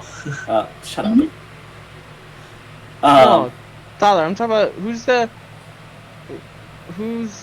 guy from Soul Calibur, the really flexible, weird guy. Oh. It might be something similar to that. Whatever. So you guys can continue on the road. In the back, Voro is just like, he pulls a whetstone from and a cloth from his like side bag, and he starts like cleaning and sharpening his greatsword. I have to And know who it is, right? you can make me a history check if you want. I would probably whisper it to you, not that I'm. Oh. 9. No idea. Okay. I would whisper if I had the chance to be like, hey, that's like this. You have the chance to tell me that? Give me a stealth check. You don't have to worry about your armor impeding you on this. This is more. I was gonna say, I was being like, do I have to sneaky. roll disadvantage? To be fair, you are in the front of the wagon. What does the sound travel backward like fucking? Well, you're gonna have to like lean back. Hey, just so To you be fair, know. you can say it in Draconic now. I'm rolling pretty. That's I guess true. I would Dude, do that. I would no, practice he's dressed in Draconic. a dragon costume. Do not say That's to a good point. Draconic. That's also a good point. I would say That's it why he more- said that. That's why he said Well, I that. don't know Dwarven. Yes. Oh. No, you're a fucking shitty teacher. I would try. Would him trying to tell me in Dwarven, would that help me learn Dwarven better? Hey, hey, I don't would worry, say- Thurbrhys. I know Dwarven. Well, no, I'm imagining if I'm trying to teach you Dwarven, I'd like talk to you in Dwarven and be like, that means you know. I got a dirty 20. Okay, let me see what his passive would be. A dirty Is it 20, you also said? 20? I said dirty 20. Yeah, his passive is an 11, so you're good. Um, Also in the wind. It's a big ass helmet. He can't hear anything. that brings up a very good point though, because as you start getting like maybe like an hour, 2 hours out from King's Crossing, the sun has started to set. Man, why does this guy have to be a vampire? None of you guys are like, you guys are pretty well accepting of Big Guy, right? I think so. I guess. Yeah, I mean, keep he's never. lying. I've killed men with him, so. With a 20 passive perception, I see all anyway. So he kind of picks up. I would try to keep up nice, friendly conversation with him. Yeah, he's very gruff. Like he'll respond to things, but he's not a conversationalist. And you get the kind of feeling that it's not like he's actively trying to not converse with you. It's more of just he's kind of antisocial. And he probably has spent a long part of his life like not making small talk with people. Okay. Um, Yeah, I'll probably just keep trying to converse with him. I would I would try to make him feel more comfortable in our group. I'm driving, you guys said? yeah. I'm gonna do the opposite of making him feel comfortable. So I have. Where? I have dark vision. Does that help? It's not made out of rock. Primeval awareness. That makes it so I can extend actually, the. I in mentioning him, I would ask you to divine sense also. And is her sword glowing? Her sword is not Perhaps. glowing, no. Then I don't think it's worth divine sense. When does your sword glow? You got the funny. Celestial Fiend Undead? Yes. Yeah, I will use a spell set though to cast Primeval Awareness. What is that? You can sense whether the following types of creatures are present within 1 mile of you: aberrations, celestials, dragons, elementals, fae. Which if your horse is a fae, it's gonna pop up with that. But Cheddar also. Yeah. okay. And then fiends and undead. So I know there's fae around. Yeah. Aberrations? You get the expected blinks from fae. It doesn't reveal their location though. Location. It doesn't reveal their location Yeah. or number, but it just lets me know that there are. You get the expected response of fae present. And like even without using primeval awareness, like Cheddar's, who's only kind of like has just been kind of curled up in the cart the whole time you guys have been traveling, is like this. I would say no. It's like an orange and white tabby cat. That looks like a normal house cat, but just a little bit more angular and has like tufts on the ends of the ears like a lynx, and is like the size of a Maine Coon, but not the kind of bulk and fluffiness of a Maine Coon. Okay, so it's very fae. Yes. You wouldn't even have to use primeval awareness. Its eyes are a bright green. You do not pick up any other things from primeval awareness. I'm driving. Never mind. So why do you guys have a fae cat around? Yeah, it's fucking Cheddar's. You're familiar. Yeah. Oh, it's your familiar. Yeah, she's my bestie. Okay. Hallie's my new bestie. I'll let Cheddar hear that. McQueen is also my bestie. He's literally a horse. Well, yeah. He's not even the other two. With animals, so. Yeah, have you done Speak with Animals at any point in the 26 days? Honestly, while I was on the cart, no, I wouldn't have spoken with animals because they were flirting, so I wouldn't have interrupted them. Never mind. It's like when the fucking taxi driver or like a limo driver like brings up the divider but like turns on the button to like listen to all the audio anyway. No, I wouldn't have done that because they're my friends and I wouldn't have broken their trust. I did want to ritual cast something, but I'm driving. I can take the. Yeah, I'm assuming it's not just Thurbrhys driving through the whole 26 days. I would like to augury, ritual cast augury on this armored man, and if he poses a threat, so to say, or like if me having him on the cart is wheel or low or neither or both.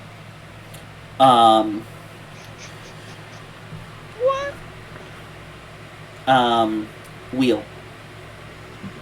Okay. That's what I figured. So he kind of notices that you guys are very accepting of a group. So once it starts getting dark out and the sun starts to fade from the sky, he does reach up and kind of unclasp the helmet and takes the dragon helm off. What? You know how when you're like talking to your friends and you're like, hey, like make it like, you know, look at this, but don't make it look like you're looking. I'm like, off the helmet. I'm like, what's under there? What the hell? You see that Voro is a full-blood orc, but he's an albino. He has pale white skin, red eyes. His hair, which is in that kind of like Hollywood Viking, like that only hair on the top that's then been pulled into like a long braid. You said he was from which house again? What? Which house was he from? He wasn't from. He acted as a as far as your history check went, he was like a King's Guard for House Ashfield. And that's the Highlands, which is not very close to the Spur, is it? King's Crossing does share. It's on the border between the Hearth, the Westmark, and the Weald. No, but specifically, it's not anywhere near the Spur, so no. He's not only out of place there, but out of place here. Very out of place. Not to be, you know, fantasy racist or anything, but I'm definitely not out of place in our group. Okay, let's be accepting. Yeah, okay? we've got one half elf, one dwarf, another you can call Unspecified. you could call him a dwarf, but he's really fucking ugly. I do have, I don't know if you noticed, but on his little character tag, That's a picture on Instagram, and she burst out laughing when she scrolled to. It's not okay. So I don't even think he's like super duper ugly. It's just the stark contrast of like Faeyra, Thurbrhys, and then there's that. Man, don't hit me with that. Goodfellow's a hardworking dude. No, I know he is. That's why I'm so curious about him. I did put, I don't know if you noticed when you had the stream up, Eduardo, but on his like character info, like yours, I have Thurber Steelgrace, Hill Dwarf, Cleric 5, Eduardo. For his, I have Goodfellow, Dwarf, Ranger 3, Rogue 2. Man, why you gotta put it in quotes? Trying to catch them? But yeah, this big, like, probably, you know that orcs in this world live comparatively as long as like dwarves do. Okay. So like up to like 2 centuries ish. But he does look like in his like maybe like early 50s. You see the tusks look like they've been like broken more than a few times, and he's kind of like filed down where they've like gotten jagged. But I mean, he's pretty well put together. Like, just he looks very reserved. Like teeth. Teeth don't grow. They're so They grow. Yeah, but they don't like grow back. It's not like chimpanzees. Oh no, they don't grow back. Okay, well, I'm not gonna comment on that, but that's certainly surprising. Nothing else looks off about him other than the fact that he's really weird and of a different race than I am. I'm gonna. Jesus Christ! Wow. Calm down. Honestly, you've seen. I don't want you to my teacher if you're gonna be like that. I probably would have absolutely no reference for even having seen an orc in person. I would have. Right? I would have asked him if he needed like a snack or something to drink. He would accept. There are a few like orcs that live in like the dwarven territories. So it's not like you've never seen an orc before. It's more the fact that he's an albino that is very rare. Is he normal size for an orc too?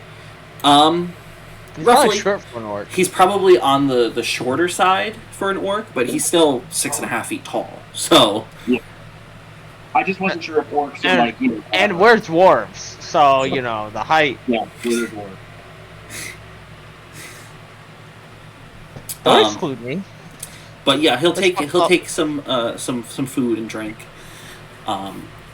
As you guys do pull into, like, it is full night when you guys arrive at the like southern gate of King's Crossing, which is like this. Dude, it's been like a month. Jesus. You can actually. How long did you travel with us for? Well, you guys were like half a day. Yeah, he said like the 25th day. Yeah, you guys were like half a day's ride from King's Crossing. Thurbrhys, you can give me because of your stone cunning. Yep. You can give me a history roll if you want. Hey, what about my stone cunning? Sure. No, what about mine? I would definitely, while trying to teach Faeyra Dwarven, would definitely have tried to teach her the intricacies of the rocks. Gladly accepted. It's lost. It's lost on this half elf maiden. 19. 19. Thurbrhys, you immediately recognize that the it's a rock. It's because it's a walled-in town. It looks like it used to be like an old Arenian fort that they've then like taken up residence in and converted into a walled town. You see, like there's like a creek, like not like a large enough body of water to like really be marked on a map, but large enough that they have like a few little docks and like a water mill. Is the creek like running through it, or it's just like no, along the edge? it runs along like the western side outside of the town. You said we're coming up to the southern gate? Yes. And as you ride in, there is with a 19 in the like carved stone archway that surrounds like the portcullis of the gate. There's like a fucking what is it fucking called? There's like a term for it. It's like the it's usually like a engraved stone that sits at the top of the archway that has like whatever the house crest is, you know. It's like a gate stone or something like that. There's keystone. There's keystone. There's something cap.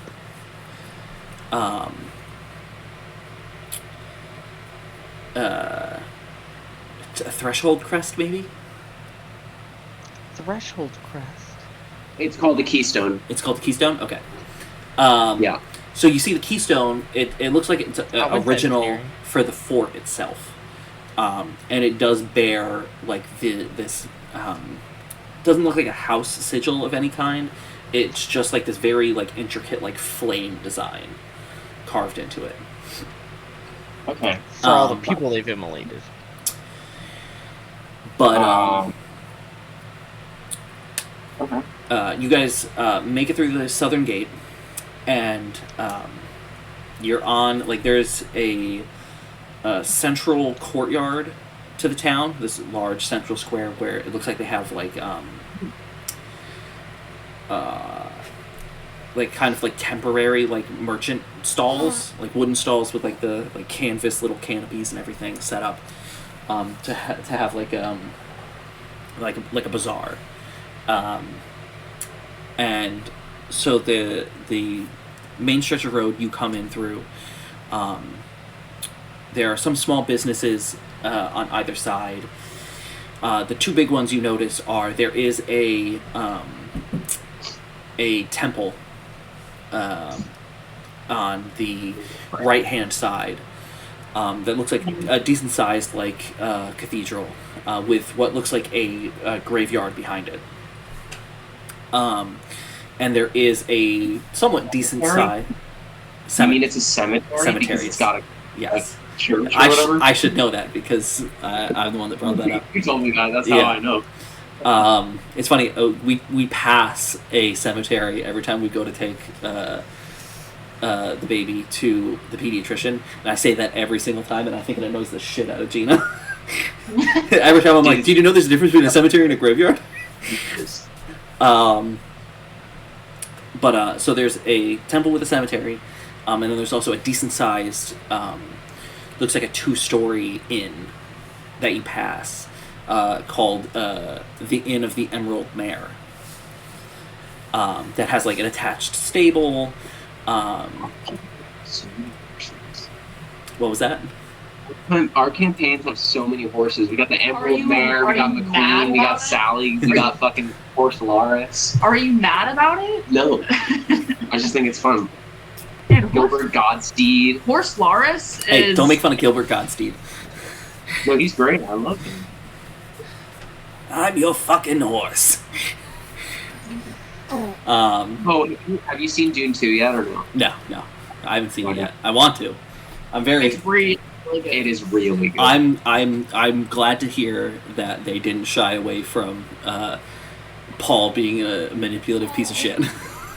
Yeah. No, I like it. It was just because Christopher Walken. Is his name Christopher Walken? Yeah. You he's- come to my planet and you taking my spice. I was like, he's a good actor, but that's like I can like hear it every single time he talks, and I'm like, It's such a weird piece of providence because I can't remember the name of the song, but there's a song that he's in the music video for that references Dune, Foo Fighters. and it's not a Foo Fighters song, definitely not. but like it makes reference to like walk without rhythm to avoid the worm. And then he's the fucking Emperor Shaddam. It's fucking great. Anyway, so yeah, you can bed down at the Emerald Mare if you so choose, or you can try and search out a different inn. I would like to go pray. I was gonna say, what time is it? Because if it's not like literally midnight, I would hit. It's not midnight, but it's definitely like probably like 8 or 9 o'clock at night. I think I would probably still hit up the temple and see who's there. Okay. Where does sorry, Boro? Yeah, Does where's Boro going? dip or? Yeah, as soon as you because the temple is past the Emerald Mare, he kind of parts ways there and goes to step I in. would have given him my hand, and I would have given it a nice, good, firm handshake. He gives you a firm handshake back. Faeyra? I'm gonna let him know that the Emerald Council could always use more help. Do you mean the Whatever. What are we called? I really love the idea that Goodfellow keeps calling it that, and Faeyra and Thurbrhys keep being like, it's the Green Council. The next time he says anything else, I'm gonna be like, no, you should just make it different shades of green every time. Next time it's gonna be lime green council. The chartreuse council. Chartreuse group, bro. The chartreuse charter. That works. Yeah, I would have told Voro, safe travels. I hope to see you again. I'll also tell him that we'll be here for a little while. At least a little while. I'm glad I said something though, because I was like in my head, I'm like the Emerald Council, the Emerald Mare. I'm like they're connected. Emerald Enclave or whatever. That's from fucking Baldur's Gate, right? Yeah. Dude, No. Emerald Grove or whatever. There's too much emeralds. Too many I was emeralds. gonna say, Sorry, I'm so filled right now. So I'm gonna complete further our objectives. This is where we're in the place Yes. with the missing children. Yeah. I'm gonna go, and it's from travelers, right? Yeah. So I'm gonna go to the inn because the inn is probably where the travelers go. Okay. And I'm a And bump around. I will say, you do see, like, as soon as you walk in, there is like a notice board hung on the just wall. filled with missing. Yeah, there are. Beware satyrs. They've been robbing people. There are Breed. like 5 notices hung up that describe children. It seems like there is a range between like 8. There's only 5. How can I get a good range? Like it's a spattering between like 8 and 14 years old. Obviously, a child range. Both boys and girls. And it gives descriptions. All of them were like either human or half-elf. Mm-hmm. And the only other distinguishing factor is you notice like 2 of them were like brunettes and 3 of them were redheads. Okay. Wait, say that again? 2 of them were brunettes, 3 of them were redheads. 3 redheads? Yeah. That's unlikely. Human, half-elf, and we're in King's Crossing in the Weld. Right? Well, King's Crossing is on the border. Like On it, the border. yeah. It's essentially like one of those things where it's like we're in 3 different states at once. Paris? This is the tri-state area? Essentially. Okay. Okay, but what does it officially belong to? That's the thing with King's Crossing. It's why it has such a lucrative spot, because it could technically, like, each of the Hearth, the Westmark. Yeah, but who owns it? Nobody. It exists. It exists as like an independent township because So it's It's completely its own thing. Yes, it's run by a reeve. It's like the Vatican. Kind of. It's a thing of like technically each one of the three would have a claim on it, but it's such a small town that like while it is like a travel hub, it's not like it's like a metropolitan like trade heavy town. So it's not really worth any of them going to war with each other over this one little like spoke on the wheel. Yeah. So okay. Well, are they mostly human or mostly half elf? Mostly half elf. So mostly half elf redheads, which would imply that they're. I am not a half elf. It's a good thing you're not Wait, hold on, a 14-year-old half elf. Yes. Well, it's a good thing I'm not a redheaded half elf. Yeah, And it's a good thing you're not 14. she's 24 though, so That's a big difference. I don't know. Ask a little thing. Hey, Eduardo, is that a big difference?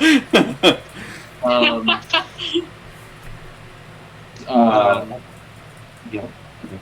Yeah. Why wasn't it done explaining the inn and the people in the inn?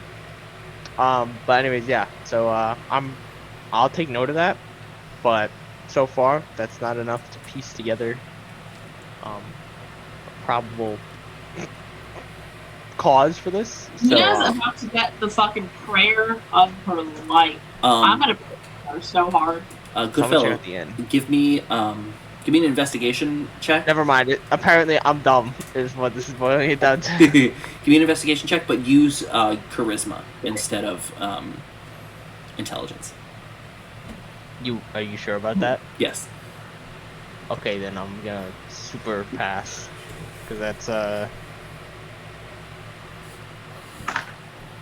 19. 19. Wait. Yeah. Would you say it was Investigation with charisma. investigation? I have proficiency, so that's another +3, so that's 22. Okay. My bad. So you go asking around the. It's a pretty decently full, bar for the night. Mhm. There's like a little halfling up on they have like a little corner stage, playing a harp. And you ask around, and you get. The biggest information you get is that while it hasn't been a big deal because it's never been this many, there have been disappearances before that just get kind of pinned up to. It's always been travelers, so it's always been like, some, fucking merchant's kid ran off, yeah. But Kids die in the forest all the time. Big whoop. the big thing is, you're putting it together from different stories. There's a timeline to it. Like, it's not random. It, from what you can tell, it started about 20 years ago. I'm getting a lot of information. And every 5 years, at least one kid went missing. Okay, so every 5 years, they were... Alright, so basically, put it down. Every 5 years, they were trading a kid to a forest spirit for protection money. Classic story as old as time. Alright, and then what? They fucked with the forest spirit, and now... They cut down the wrong tree. They cut down the wrong tree, and now all of a sudden this motherfucker... What's changed recently? What's changed since? You got new politicians? That's the They thing. build a new... That is the weird thing. You start looking for stuff like that, and there's been no real change in regime. King's Crossing status. Not really. I mean, There, so King's Crossing has been on the rise over the past couple decades, but that's just purely by it existing on the King's Road and as a hub between the different petty kingdoms. So it's naturally going to continue to expand because of travelers and merchants. I hate all these kingdoms. They're so petty. But King's Crossing exists. It's outside, it's past the wildwood of the Weald, so it's not it's in a heavily forested area either. It's starting to get closer to the hilly like flatlands or flatlands, hilly flatlands, but the more wide open spaces of Westmark and the Hearth. Do you guys have like a really old person here? Every person you ask that points you to the proprietor of the Emerald Mare, who is like they are an elf, but it's that kind of like almost like Florida mom, kind of like skin, like she's been out in the sun for so long that her skin is kind of like very tan and leathery. I know the type, yes. And like Elf? you know that it takes living for a long time for an elf to like show signs of aging. Yep. And this woman is a bag of wrinkles. Like she is kind of Elves hunched. are meant to go out in the sun. What have you done? You do know that like sea elves and wood elves tend to be a little bit more tan than high elves, so she may be like a wood or a sea elf. Sea elves aren't blue? No. What? In this world, they're in the ocean. Like they in my setting, they don't live in the ocean. They live on like islands. They and shit. live on islands and coastlines. Yeah. And are more like a fisher people than fish people. Yeah, it's more like jungle elves or wood elves live in the woods, not in trees like monkeys. Yeah. Or do they live in trees? I mean, sometimes they do build their houses up in trees and stuff, but it's like so they are Chewbacca. It's they don't hollow out trees to live in. Why not?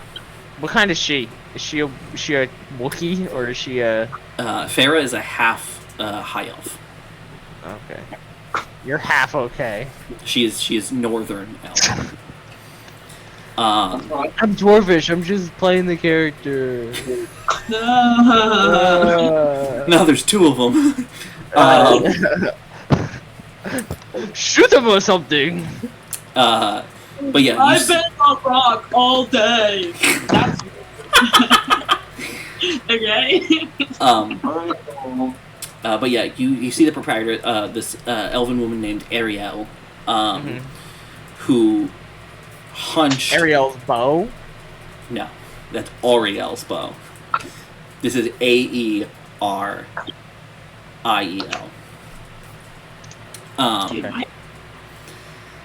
And like very hunched, wrinkly, kind of this like mane of like curly red hair. Everyone here is redheaded. But very spry for her age. She's, moving around behind the bar, pouring drinks for people and everything. Yeah, but you described her as a bag of wrinkles. Yeah, she's spry for her.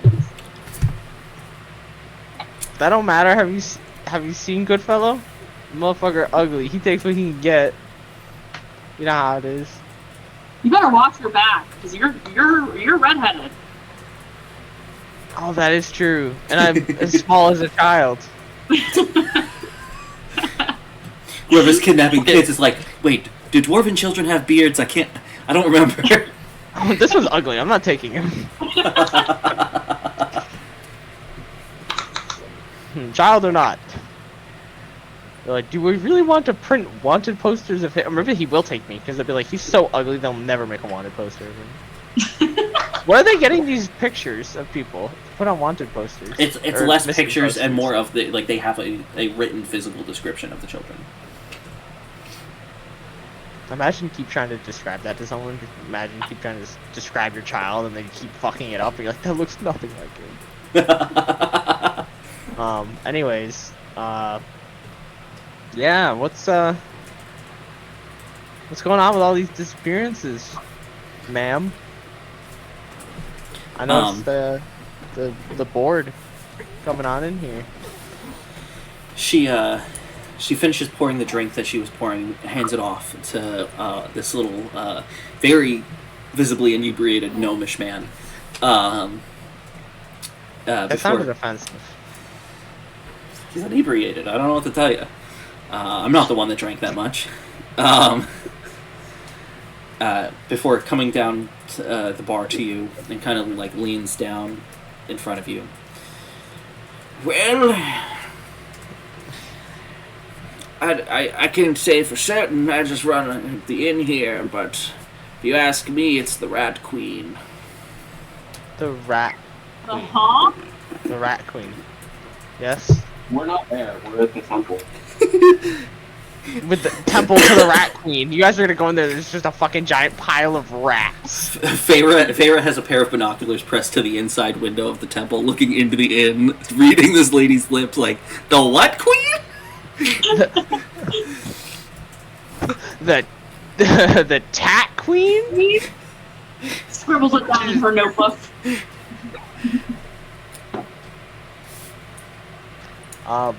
The who? Yes, the Rat Queen. She supposedly lives in the collapsed cistern on the other side of town. They say she's a witch. Oh. And she kidnaps people. Kids and okay. Well, that's good to know. Why haven't everyone done anything about her? If you guys think she's stealing kids? Well, some people don't think she actually exists, but I've seen her. When'd you see her? She comes out at night. And why were you there at night? I was looking out my window. And you just saw the... I was doing calisthenics. You were... Okay, so you're doing some Kegels or something. I don't know, and you looked out your window and you just saw the Rat Queen just outside your window. Well, she was... I live here in the inn, so I looked out my window and she was prowling the streets. Followed by a swarm of rats. And what does this Rat Queen look like? Minus the rats. She's always cloaked. Some people that do believe in her think that she's actually just a pile of rats inside of a cloak that has psionically taken control of the other rats. But that's bullshit. I don't think that's what it is. I think that's what it is. Okay, well that's alright, well, who sent for this letter? Was it the mayor? What letter? I'm not talking to you. Okay. Bag. Mr. DM, who wrote the letter? Who told us to come here to kill rats? Warren didn't tell them. He would have passed it along to you while you guys were traveling.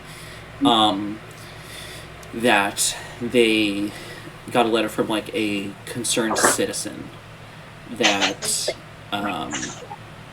there had been, like, an increase in, like, disappearances. In rat-based disappearances? Nobody mentioned the Rat Queen in the letter. Alright, well then it's fair game to say whoever the concerned citizen isn't a believer of the rat theory. And they sent it anonymously, huh? That's annoying. What a dickhead. They could've, like... I could've came to them and asked questions. They're just like, people are disappearing, just do something. Alright, well... I've got... a lead. So, that's probably better than these buffoons got. I'll go meet up with them once they're done doing what they're doing with the church. Okay. So, cutting over to Thurbrhys and Faeyra. You step into the cathedral. It looks like it's like, hold on one second.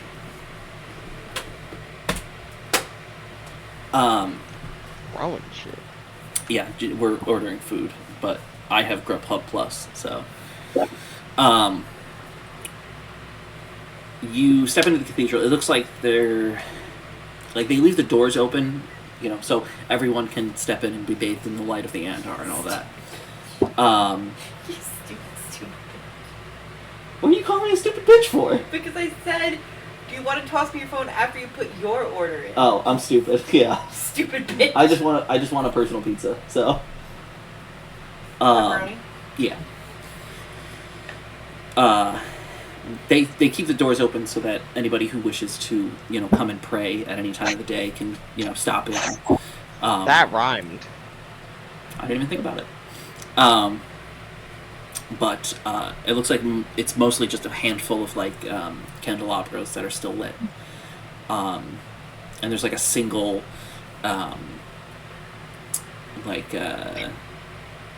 halfling not like an altar boy, but definitely doesn't look like a full priest, who's just kind of like a page. Yeah, just kind of cleaning down the pews and sweeping the aisles and everything. As you guys step in, Thurbrhys, your scar does immediately start to kind of pulse with dull pain as you step in. Alright.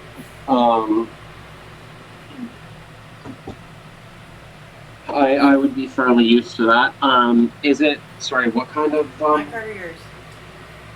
Doesn't matter. what kind of holters and stuff does it have? You can tell that Shrines, rather. that it is a Southern Faith temple. So the back is dedicated, like all the ones you've seen, to the 9 Arddor. And then there are smaller shrines dedicated to the Fey Lords off on either side of the main walls of the temple.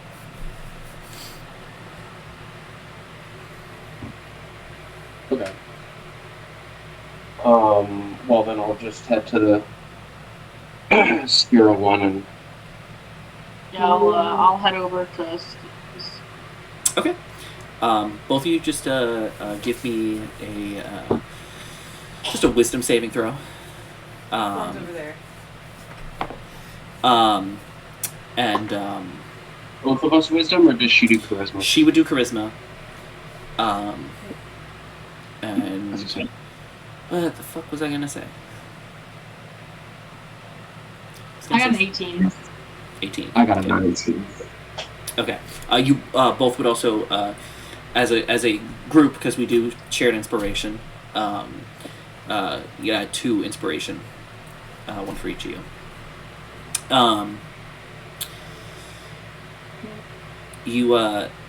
You sit down and you offer your prayers to your respective deities. Thurbrhys, there is that kind of looming thunderstorm feeling in the background. But you don't get any visions or anything like that. I might actually, since it's been a month since I've been in a temple, I would assume, or nearly a month, I might actually focus on that feeling a little bit more, because I probably wouldn't have felt it much, or at least as strong as I'm praying on the road, right? Probably not. It is probably a stronger feeling within an actual temple. I might delve into it slightly. Okay. Toe in the water, as Okay. it were. You reach out and connect a little bit more, and you do feel like this. You felt it before, that kind of almost like your body gets kind of charged with static electricity for a moment. But nothing immediate happens.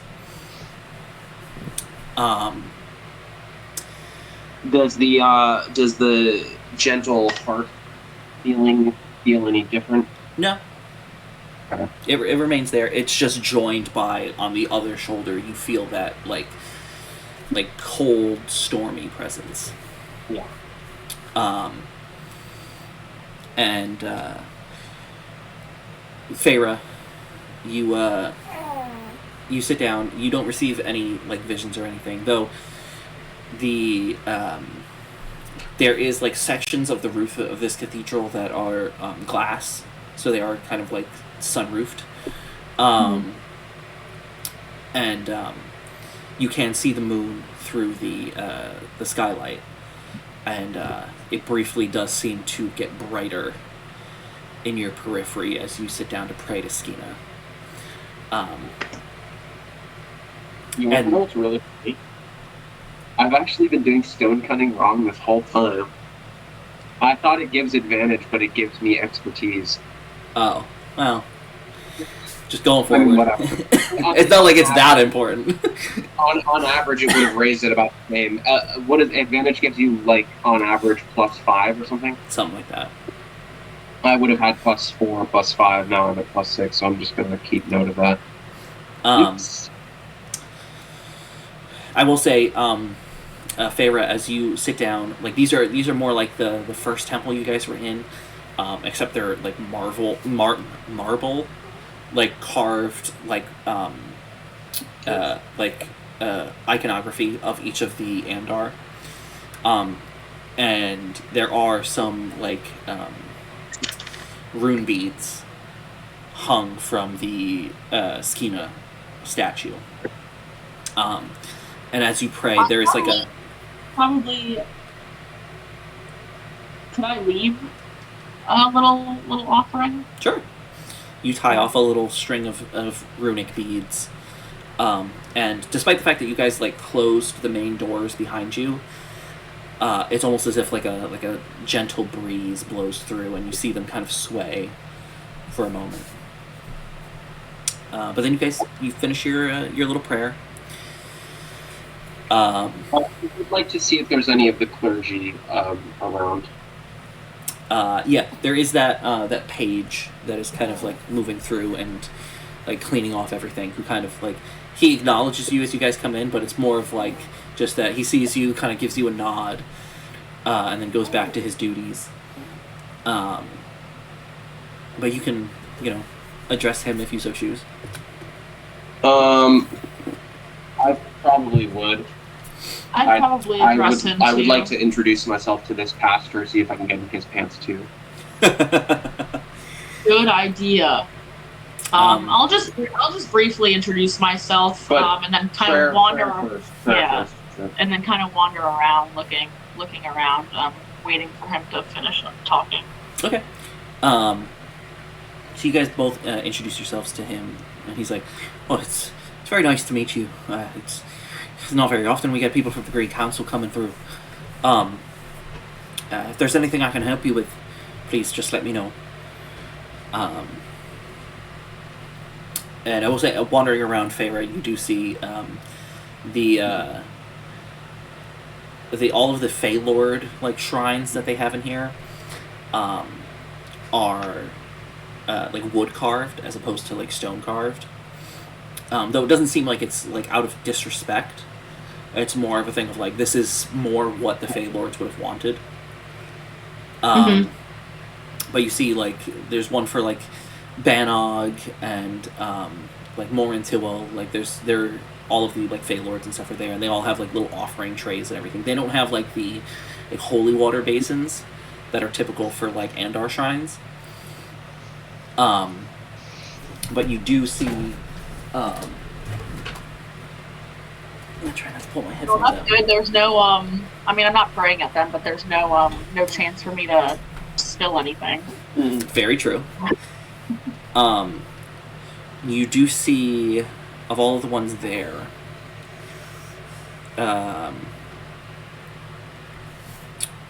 there's one that's kind of like in the very far corner. That is like, it's a carving of, it's like a hooded, you would say female, but it's hard because the face is like almost featureless.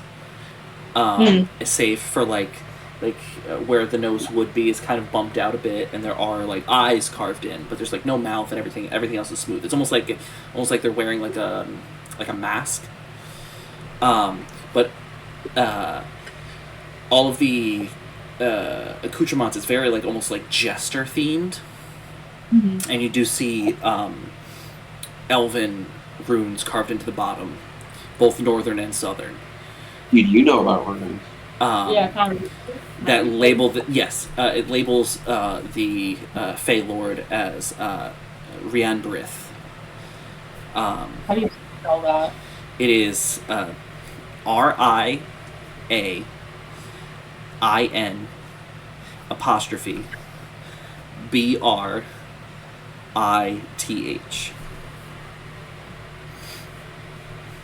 Okay.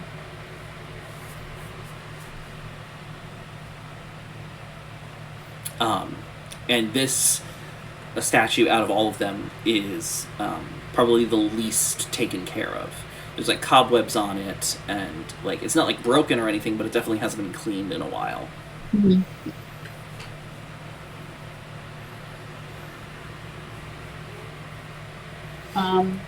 I guess I probably would have joined Thurbrhys back up. What's the guy's name? Oh, the page? Yeah. Give me 1 second.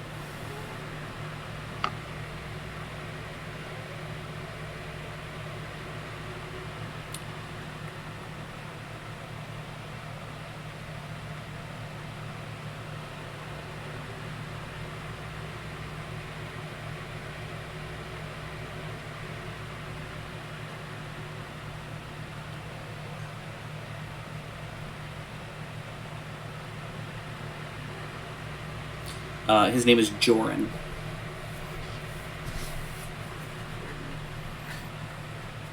How do you spell that? Jorin. I almost got it. Okay. Thurbrhys, what are you talking to to Jorin about?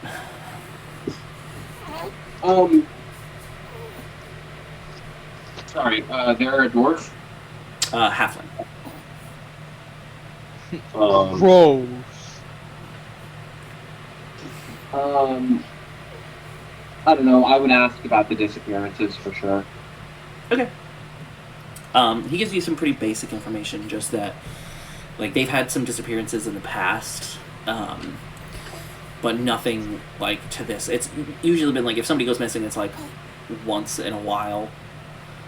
But to have 5 people go missing in the past, like, handful of months is abnormal. But that the Reeve and his, like, town guard don't seem to have any leads.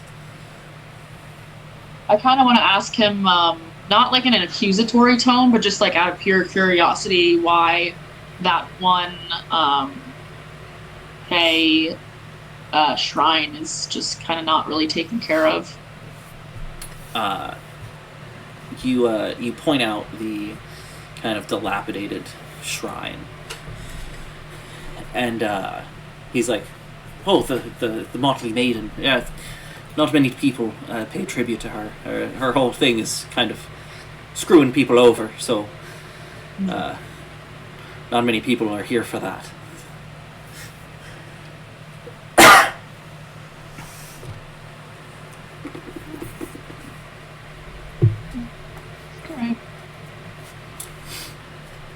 It's about this time, Goodfellow. Are you going? Are you waiting outside the chapel, or are you going inside? If I don't see them outside, I will go inside. Okay. You guys are inside talking to Jorin when you hear the door kind of creak open, and Goodfellow comes in. Goodfellow, you see the same kind of things. That one dirty statue does stand out to you, but other than that, you see Thurbrhys and Faeyra talking to like this like little halfling page, probably is like mid-20s. I'll come over. How come you got one dirty statue? How you got every other statue's clean? But you got one dirty statue. Ain't no one take a wipe to that thing?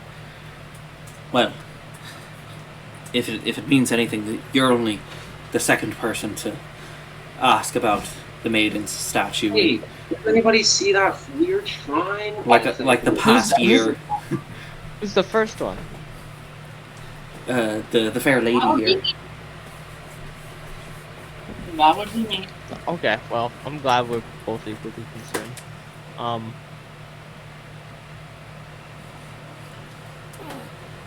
I turn to Goodfellow and I say, "Great minds think alike."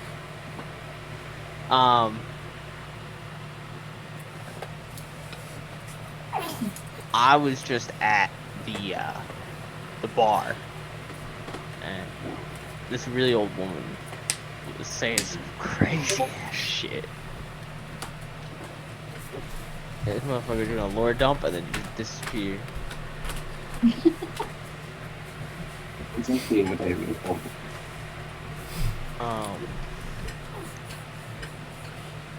She mentioned, oh, a woman made of rats. Is Ariel going on about the Rat Queen again? What, Queen? The what?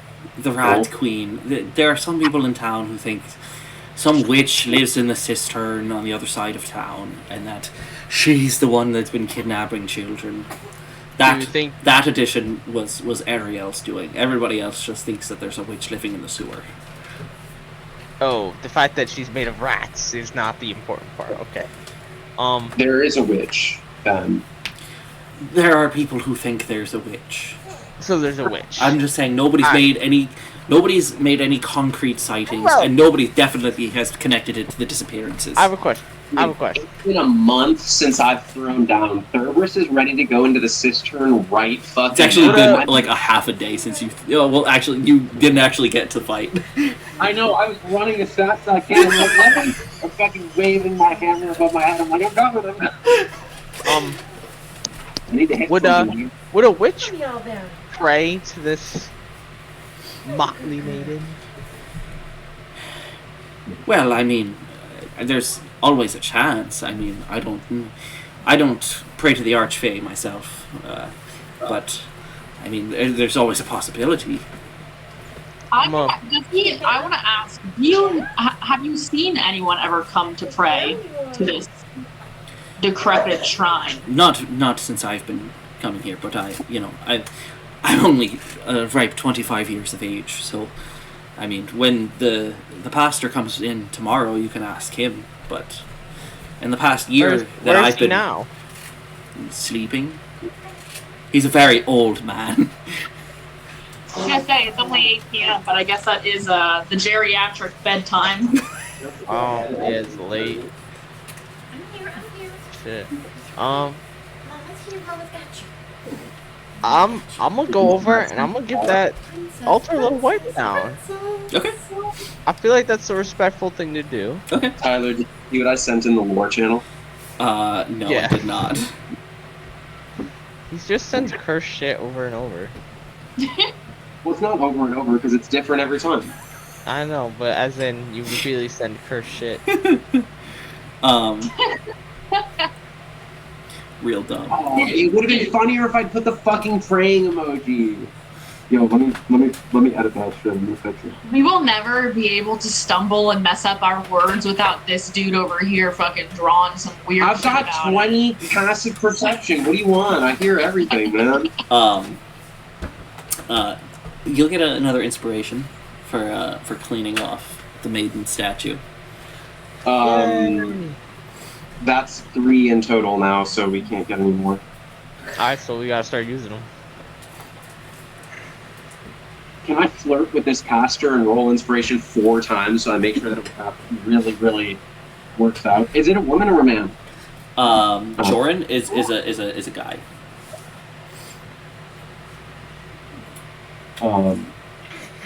I'm gonna say to the group, well, I don't know about you guys, but I'm raring to go. You guys want to go into the fucking cistern? I'm about to get this witch right now. I got all my spell slots. I haven't cast a spell in 25 days. I'm gonna pat you on the back and say slow down. Cause I can, you know, when like in the cartoons when they're like rearing up to, that's what I can sense he's doing. We should probably take a rest first before we go and wail on this witch. What? Is that a pair of boobs? Yeah. Or are those No, his arms? those are his arms. Oh, It's okay, her now I arms. see it. I will be right back. I just gotta get a bottle for the baby.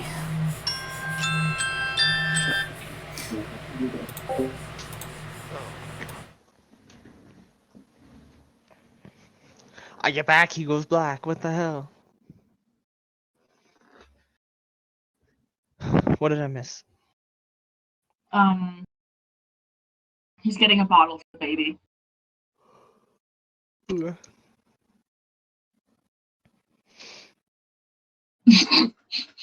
And Eduardo's doing something weird on his phone. I don't know how to fucking. You can't like rotate him. Yeah, you can. Wow. I want to mirror it. Oh, you can't do that. Oh, yeah. You can take a screenshot of it and then revert it and then make a sticker out of it. That's just a lot of steps. But if you're willing to go through those, Dude, I'll then, do anything. You know, it's good for you.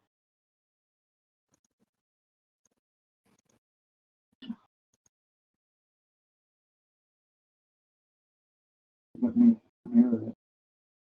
Well, let me mirror it. And then.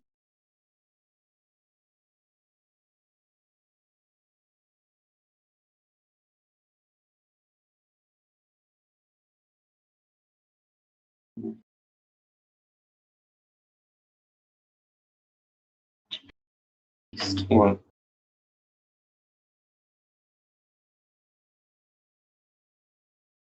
Hannah's posting some scandy stuff. Mm-hmm. She's becoming a thought. So more thought. Who's becoming a thought? Her sister. My sister. Awful.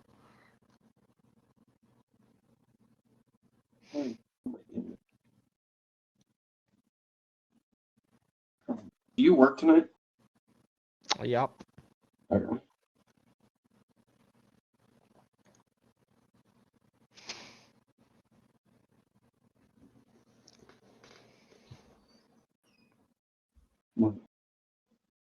Ooh.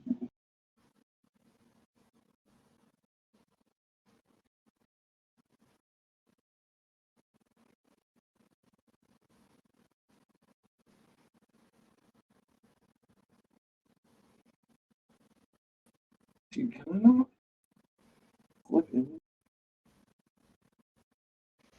from my own bathroom? Damn.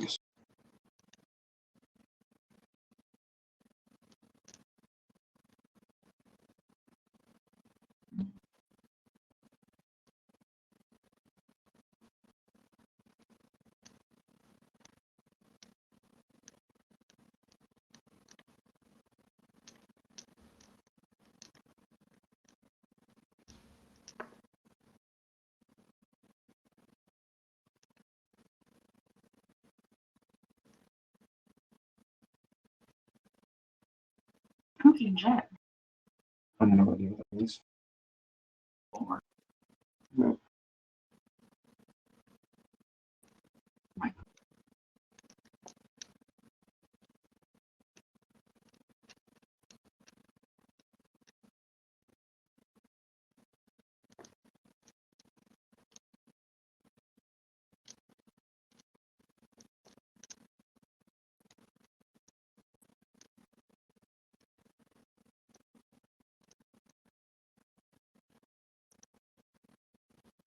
How long has it been missing? Does it say?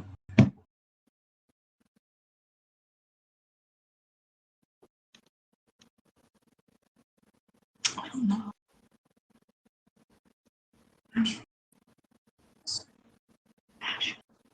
Nashville? Yeah.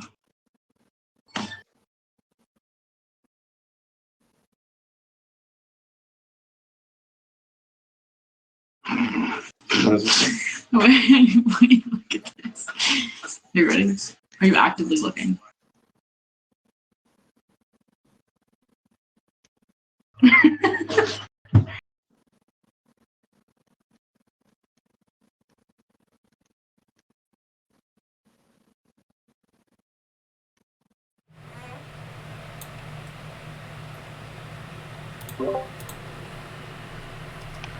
Okay.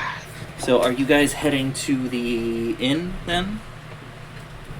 Dude, I want to go to the cistern, but you guys are like, fucking, let's sleep first. Who said that? Okay, I've used a spell slot. Okay, fine. Okay. You convinced me. And no one's hurt, so what's the point of resting? Okay. It's for the week. So Exactly. it doesn't take you that long.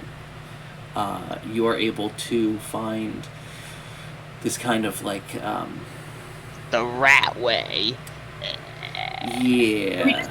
We just follow a trail of like rat droppings, and that's No, how we no. find where we go. No, it's actually just a trail of rats. We're going like bum, ba-dum, ba-dum, ba-dum, ba-dum, ba-dum. You find, Use a trail of little rat-shaped candies. it's like And a woman at the end with a bag. It looks almost like a, like the entrance to like a mausoleum almost. It's like a single like stone, like 10 Like by a crypt. 10 like little like building. That part of it has crumbled, so there is enough space where you can kind of like squeeze in, We're small. where most of you are. But you get inside, and there's a set of stone stairs that descend and then switch back and then descend, and you end up in probably like a 10-foot wide, 10-foot tall, semicircular, like essentially like sewer tunnel. The center where the water would usually run has gone dry, save for bits where it's kind of muddy. But it is dark down here. I have dark vision. I have dark vision. You have magical dark vision. I do have magical dark vision. That's true. How long is the tunnel? From what you see from the bottom of these stairs, looks like it goes on like a good 50 feet before it hits a turn. Okay. Can I have Cheddars go down there and see what's around the corner? Sure. You head down there and you see it looks like a town guard collapsed on the ground. Half of their arm is missing, as there is about a 5-foot in diameter pale blue or pale green spider feasting on the corpse of this town guard. And that is where we're going to end for today. Wait, you said how big of a spider? It's probably 5 like feet in diameter. 5 feet in diameter. Someone would say a small spider. Is it like a tarantula you said type 5 foot- spider, 5 foot in or is it diameter. like That's a a black medium. widow type Medium. spider? It looks It can still be small. it's the best way to describe it. It's more of a black widow type of spider, but it is definitely like very like furrier than a black widow usually would be.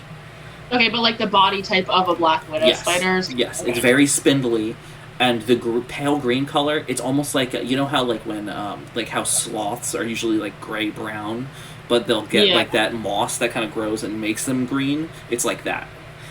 It's like it's usually like a muted gray color, but like moss has grown in its like furs and caused it to become green. All right.